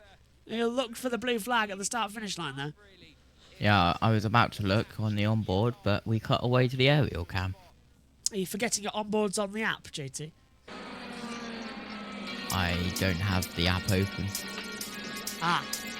I do, but it's using our timing screen. I wish INDYCAR would put their driver tracker on the website. I really do.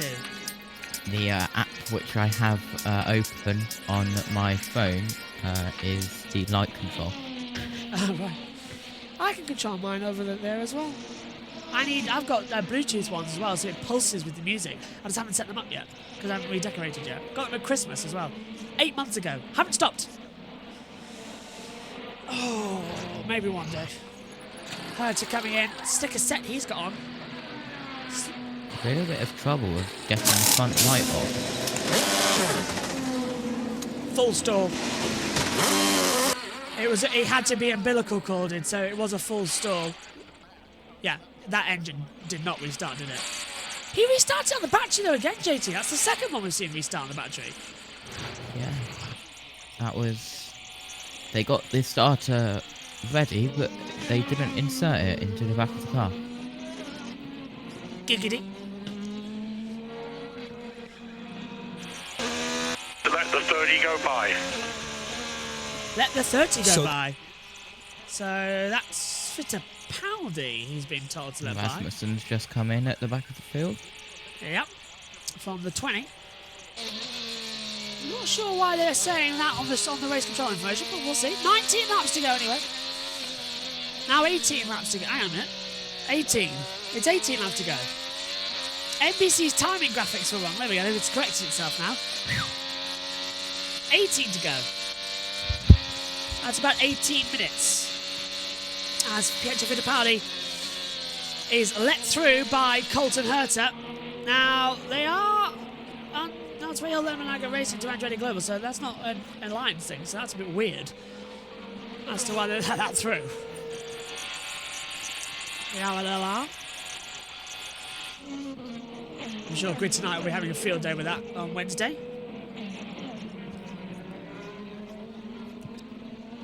Continuing on the battle then for the Grand Prix of Portland. Power, Palou, Newgarden, Herta, and Ferrucci's moved up into 5th. Hang on a minute, Armstrong's back. What's happening with timing tower? Jumped further up and down, up and down, up and down, and put Ferrucci from 8th to 5th. And I thought, oh, okay. But now it's put him down to 8th position as well. So, slowly gearing up for a great exit of this race. Colton Herta ordered to give a track position because of an unapproved hybrid engine start. So that's why, JT, an unapproved hybrid engine start. You're not allowed to start it using hybrid on pit road. Ah, you're not, are you? Forgot about that. JT's been reading the rules. In other words, JT's been listening to the INDYCAR broadcast. Oh, right. JT's been cheating.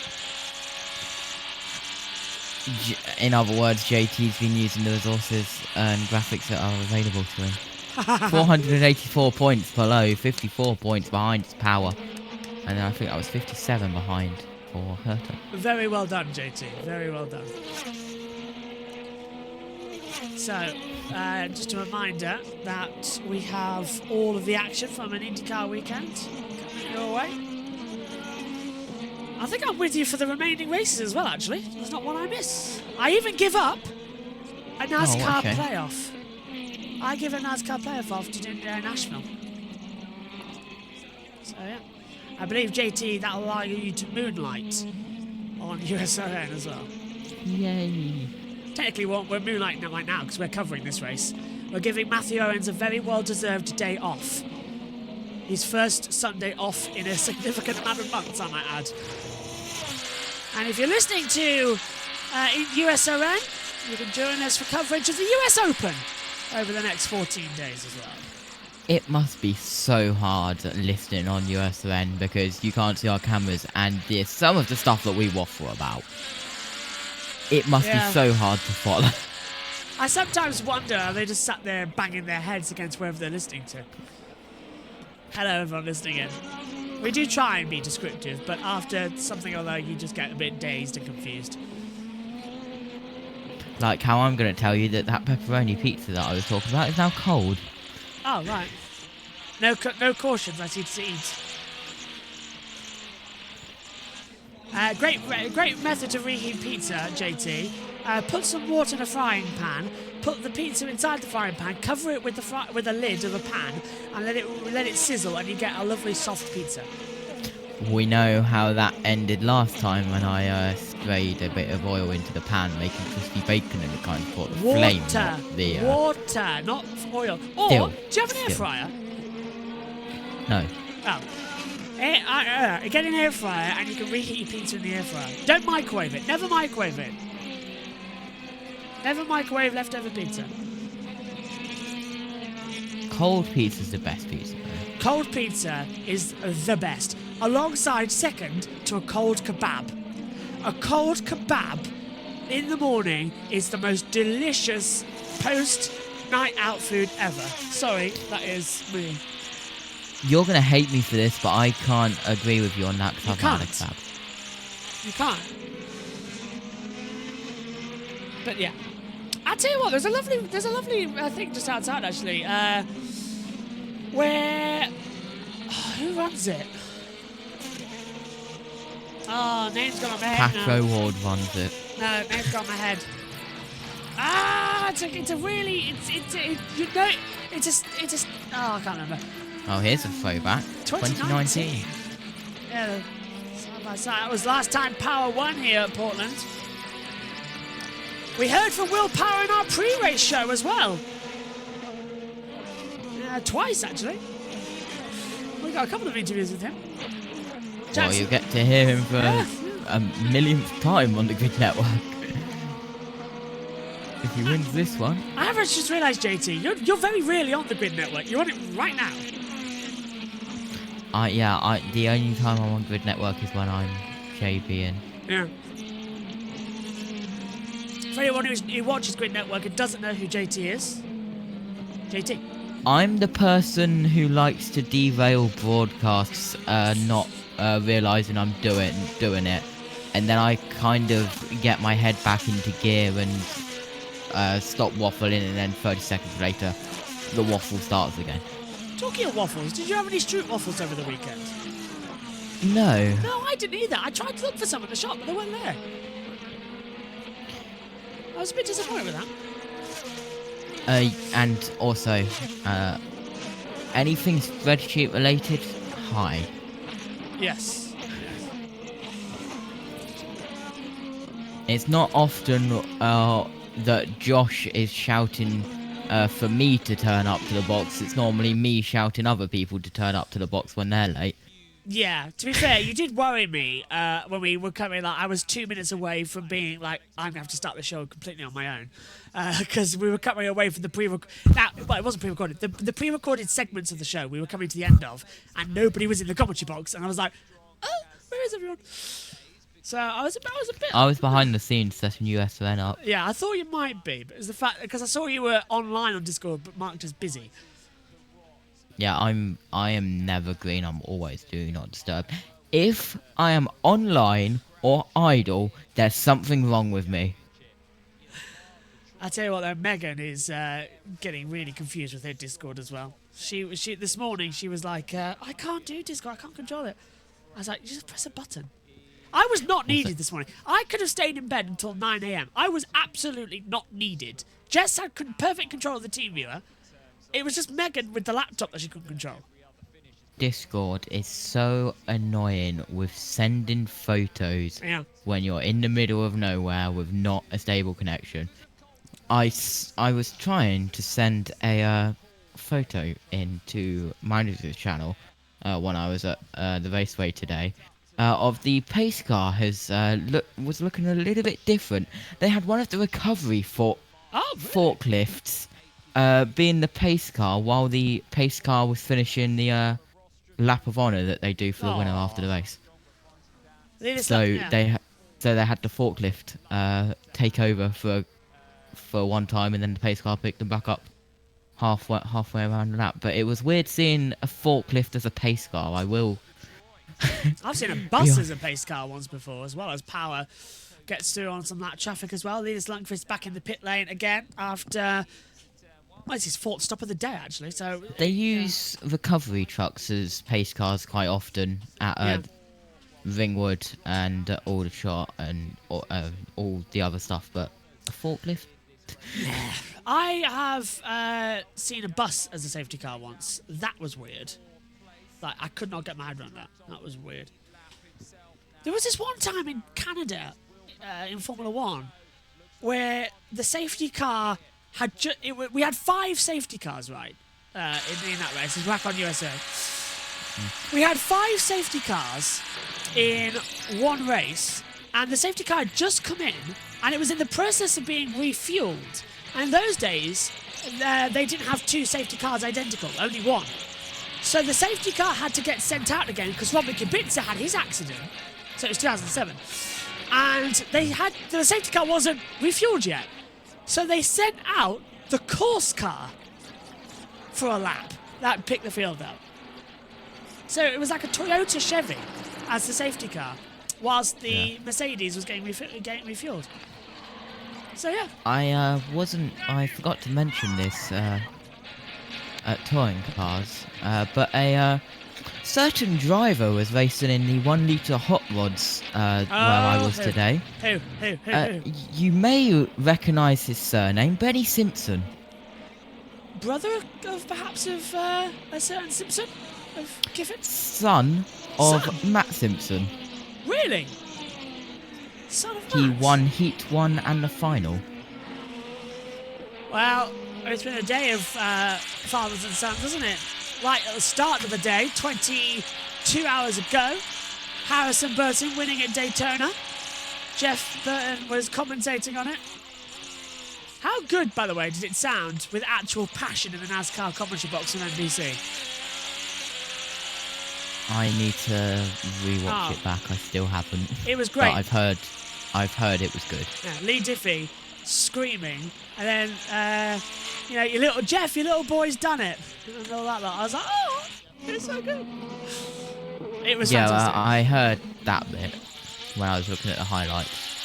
I think that was a 2001 moment. That was that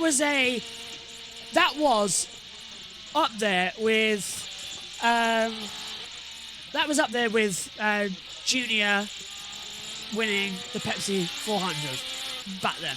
That one, it's up there. That ending. Yesterday's NASCAR race was a classic, no doubt about it.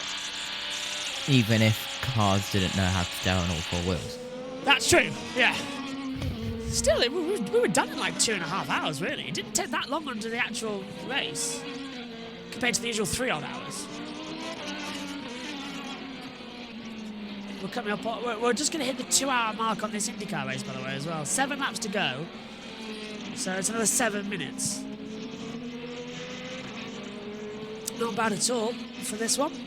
Will Power going to win his 3rd race of the season at the moment.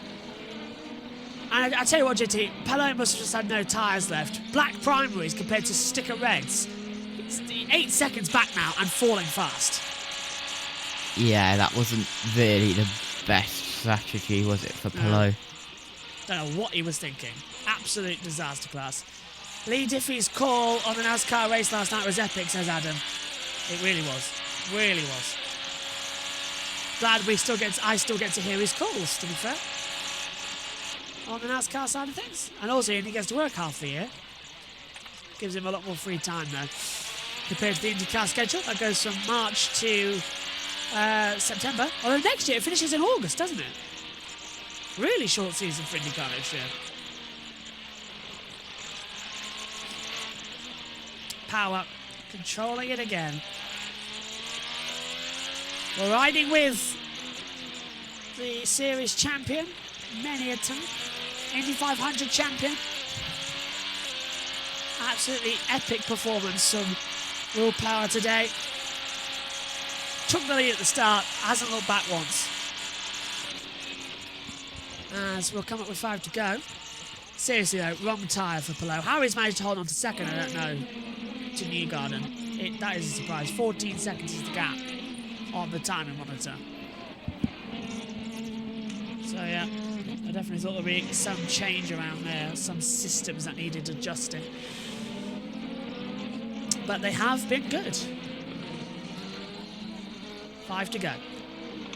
We're in the tail end of this one now, folks. Thank you very much for sticking with us. It's been an absolute pleasure having your company across all the chats as well, watching this great race. And once again, it's a pleasure. I think for the 4th year now. Excuse me, 21, 22, 23, yeah. 4th season now. We've covered the Grand Prix of Portland for USRN, for Grid Network as well, as part of our co-broadcast. It means a lot, always does. And long may it continue now as well with the NASCAR next year. Can't wait. Now this is more traffic. That's the 75 with Malukas just behind. So Malukas and Vips in a battle together as they head down towards turn 1, JT. Well, so that's the 41 of Stingray Rob. Yeah, that's the 41 and 75. Stingray Rob stays in front of Vips. Got something stuck in my ear. I apologise. My ear's got a bit funny on one of them. So it's got that annoying itch on it, you know, right in the centre. So I've got a bit deaf in one ear. 4 to go. Ticking them down. So who has got the worst race, really? Well, where does Santino end up? Where is he going to work? 8. After on pole. Not too bad, but not the best. Still, it could be worse. Say again? Still, it could be worse. Yeah, could be Scott Dixon. Dixon's out of the race. Nil points in this one. In a race where he really needed to get the points, he hasn't done it, so that's terrible. Will Power is cruising round now. He's 10 seconds clear. It's a Lando Norris style performance. We saw that earlier on today, didn't we, as well? Only the second. That was insane. Only the second driver this decade to win by more than 10 seconds. The other being Max Verstappen. Not even Lewis Hamilton has won by margins like that. 22 seconds from Lando. And in this one, it's going to be over 10. 2 to go here at Portland. Going to ask you for your moment of the race then, JT. I mean, it was pretty quiet. The only thing that I can think of is Dixon and the Grosjean shenanigans. Yeah, they're the only two really that's gone on in this one. Look, there's Liz. She's crunched the water bottle. Her dentist actually told her not to chew it. It would damage her teeth, so she crunches it now. What an atmosphere, JT, it is for them. Yeah, Power continuing round, catching up to, I believe that is 4 Kiffin Simpson. Yes, it is, who is currently in 16th and about to become 1 lap down as Will Power comes towards the white flag. Will Power from Australia. If I'm not, no, what do you say? Sorry, I don't know where I'm going with my notes at the moment. He's 4th in the standings. Full biography. There we go. Team Penske. What are we going to see? White flag in the air then. One more lap then to go here in Portland for Will Power. He's out of the sheltered chicane, nicely done as well. There's nothing really you can do with him, is there? He's just so good. 2018 Indianapolis 500 winner. Senior member of the team. 2 races he's won. He's won here, you know. You ready for this? In his career. He's already won twice this year. But total 43 wins. It's going to be his 44th victory in 299 starts in INDYCAR. 190th top 10. 135th. Podium 104. It's going to be another one on the belt. 3 times a winner in 2024. Will Power puts himself back in the title hunt. Checkered flag is out. Will Power wins the Bid-Nile Grand Prix of Portland. He's once, twice, and 3 times a winner in 2024 for his 44th career win. Yes, it. Fantastic. Championship leader Alex Palou comes home in 2nd place. Joseph Newgarden finishes 3rd. And the championship closing up. Big loss for Scott Dixon today though, JT. Massive loss with so many championship contenders up near the top. Colton Herta in 4th. Marcus Armstrong finishes in 5th place as well. Ericsson in 6th, McLaughlin 7th, Ferrucci 8th, Rahal 9th, 10th for Carl Kirkwood. It's Will Power's day. Let's check in with Tom Gaymore, shall we, on the cool-down lap. So annoyed after that clash at the end of the race last weekend at Gateway. Had that not have happened, well, the points difference would have been around 40 points. Not 59 as it was heading into this weekend. As it stands, he's just taken some points out of Palou's advantage. You get 50 points for a race win, 40 for second, of course. Neither one of those got the pole award, but you get a point for leading at least one lap, and most laps led 2 points. So there's points in the bag for Will Power here, and that is good news for the fans as the championship rumbles on to Milwaukee. We've got a double header next weekend, of course, and then we will go to Nashville. So this, the last of the road courses. 3 races to go in 2024, and they're all on ovals. And of course, Pillow's never won on an oval, but Will Power and Penske, well, we know they are quick on the ovals. This championship is not over yet, and Will Power is the reason why.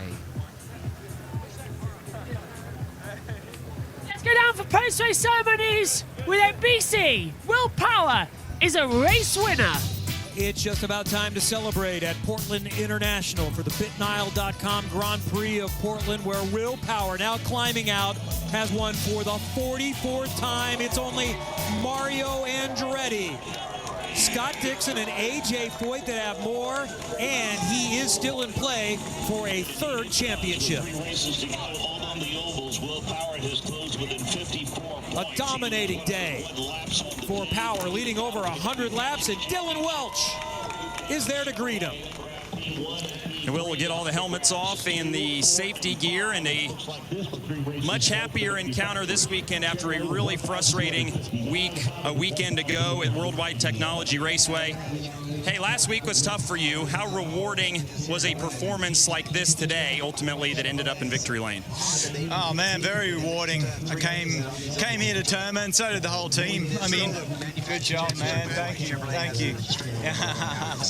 You did it? Oh, I knew you could do it. Yeah, I mean, came here very determined. For one, get qualifying right, and then executing the race. It's kind of our not last ditch effort, but really if Palou finished ahead of us today, it was going to be very difficult. So absolute team effort. Very lucky to drive for this team. Very lucky to have a sponsor like Verizon and Chevrolet. So going to keep fighting ahead here. A couple of bad races before this, but yeah, really love this series. I feel lucky to be a part of it and race all these good drivers and see if we can get a championship. Ovals next to end the year. So what kind of opportunity is that for you guys to continue to just keep the pressure on? Yeah, I mean, we've been very good on ovals. Very solid. Obviously, they're 2 ovals that we haven't raced at for a long time. So, you know, it's anyone's game. I hope that we get it right. We'll do our best and take the fight to Alex. You have raced at Milwaukee before. It's been a while, but does that give you any more confidence that you guys can go and deliver another performance like you need to? Yeah, I mean, you get a little bit out of it. I've won there before, and the formula isn't that different. In the car, the track has degraded a bit, but, you know, we'll see. It's such a competitive series. Anyone can turn up any weekend and win, so you just got to be on your toes. Will has won before at Milwaukee. That's where we'll head next week. The championship fight is still alive, and the 12 team is rolling. Fantastic weekend here then. Let's confirm finish in total. It is Will Power victorious with Alex Palou second and Joseph Newgarden in third. Colton Herta is fourth with Marcus Armstrong in fifth. Let's hear from Alex Palou. Driver in the series, started third, finished second. What is the key to this consistency week in and week out? Just the team behind. They did a great job. Yeah, maybe we were a bit wrong with the strategy there. Went too aggressive in qualifying yesterday and really didn't have any good use alternates. So yeah, it was tough work there on primaries, having to catch Will, but yeah, the 12 deserved it today. They were very fast. So yeah, happy with the P2 today. Yeah, 3 out of 4 of your stints on black tires. Was this a comfortability thing?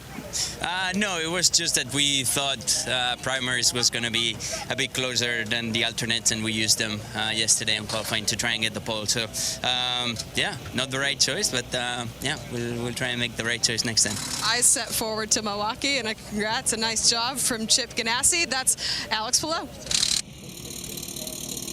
Let's take a look now at the Pennzoil moment of the race. Yeah, and the moment of the race, indeed, I think we all know, it was the start. Will Power getting ahead of Santino Ferrucci down in towards turn number 1. Let's take a quick look then at what the running order is in terms of the championship now, because Alex Palou leads on just by 54 points to Will Power. Colton Herter is 67 points back, Scott McLaughlin 88, and Scott Dixon, by the way, is now 101 points back, JT. So really, it's a five-way fight, cutting off at maybe Pato O'Ward and Newgarden, but Kirkwood's officially out of it, not enough left for him. Yeah, noted. NBC don't seem the Dixon and Grosjean incidents as moments of the race, just like how touring cars and ITV Motorsport didn't see the Watson incident as able to be included in the race one in 100 and whatever seconds it was. Yeah, indeed, as we'll hear now quickly from Joseph Newgarden. Jim, maybe if we start first, then we can make something happen there, but yeah, I think top 3, second place, that's where we were at today, and so it was a really good result for the 2-car.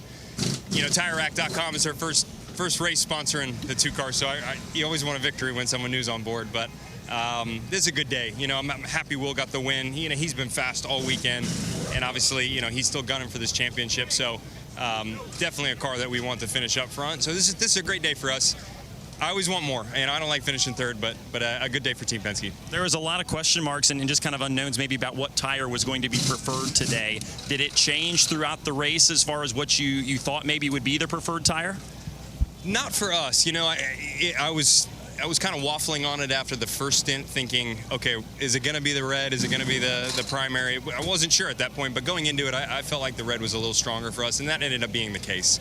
So I think that was probably the preferred tire for our car, and you know, we managed with what we could. Lap traffic was hard today. You know, just couldn't make much happen in that middle stint, and that's probably what slowed our progress to get into the 10. But, you know, good, clean day. You know, it went about as we could have expected, just a touch short. Championship aside for you, we get to go to 2 ovals to finish the year as the Oval King. How much are you looking forward to getting to go to a couple fun tracks here to end the year? I'll be honest, I was more excited about here. I really was. I wanted us to get a win here on the road course, and we had a good showing. I think we had the potential, but I like everywhere. You know, it's not just the ovals that get me excited. It's places like this. So, you know, the biggest thing is we're coming to the final stretch, right? 3 races to go. I think for us, we need to have a good, solid finish. We're still in the championship fight with our team. So we got 2 good things to cheer for here coming to the end of the season, and like to wrap things up on a good note. Yeah, good day for Joseph Newgarden. He rounds out the podium in 3rd. Well, thanks, guys, as well. Let's wrap up then with JT up here in the comms booth as well. And Josh, final thoughts from you then coming into the... Well, we leave now the road courses, of course, and next up we go to Milwaukee for a doubleheader. Then in 3 weeks' time, we're wrapping up the entire season as well at Nashville. Road course is done, ovals time, and the Penske's are strong. So it's Power, it's McLaughlin, Newgarden. They're further back in the championship. They could be right up there at the moment. Yeah, the Penske's are strong, and well, one of the Penske's is Joseph Newgarden, and he is, well, the king of ovals. And I've just been looking, because I've loaded up the Truck Series race. This is how much NASCAR are focusing on Daytona this weekend. They only have 1 NASCAR official on the start gantry. What? 1. Wow. And they don't even have a second one. They really have focused on NASCAR, haven't they? In the Cup Series, not the trucks. Oh, well. Look, we can do both, eh? In the series as well. Okay, JT, pick me a champion. Who's your early favourite to win this one? Big one there to ask. That is a big one, isn't it? I don't know. I'm going to have to quickly load up the INDYCAR app, because with top 8 it still is, in it. So that's Palou, Power, Herter, McLaughlin, Dixon, O'Ward, Newgarden, and Kirkwood. They're mathematically still in it. I'm going to go for, with it being 3 more ovals to round out the season, I'm going Will Power. Oh, okay. Good bet to go trying for his 3rd series championship. Well, my thanks to you, JT, as well, for your company in this session. My thanks as well to Jackson Lambrose and Joe Sammiego, trackside on the Grid Network as well. You can subscribe to the Grid Network channel. That's where we're going to have the Grid Live wrap-up later on with a few special guests. Grid Encore is tomorrow, and on Tuesdays as well, we'll have more shows coming soon. And also Wednesday, you've got the Grid Tonight show. For JB Motorsports as well, coming up next week, We've got MotoGP, Formula 1, 2, 3, and all the action as well from NASCAR and INDYCAR. Very busy weekend. On USON coming up, we've got some football coming up as well. We've also got the US Open as well as they begin as well. Fantastic day here in Portland. A fantastic weekend. The championship now has completed its road courses, its ovals to see out the year. My thanks to everybody for tuning in. Just 3 races left. Who will be champion? But here today, it's Will Power, 3 times a winner in 2024. My thanks to you all, and we'll see you next time. Bye-bye.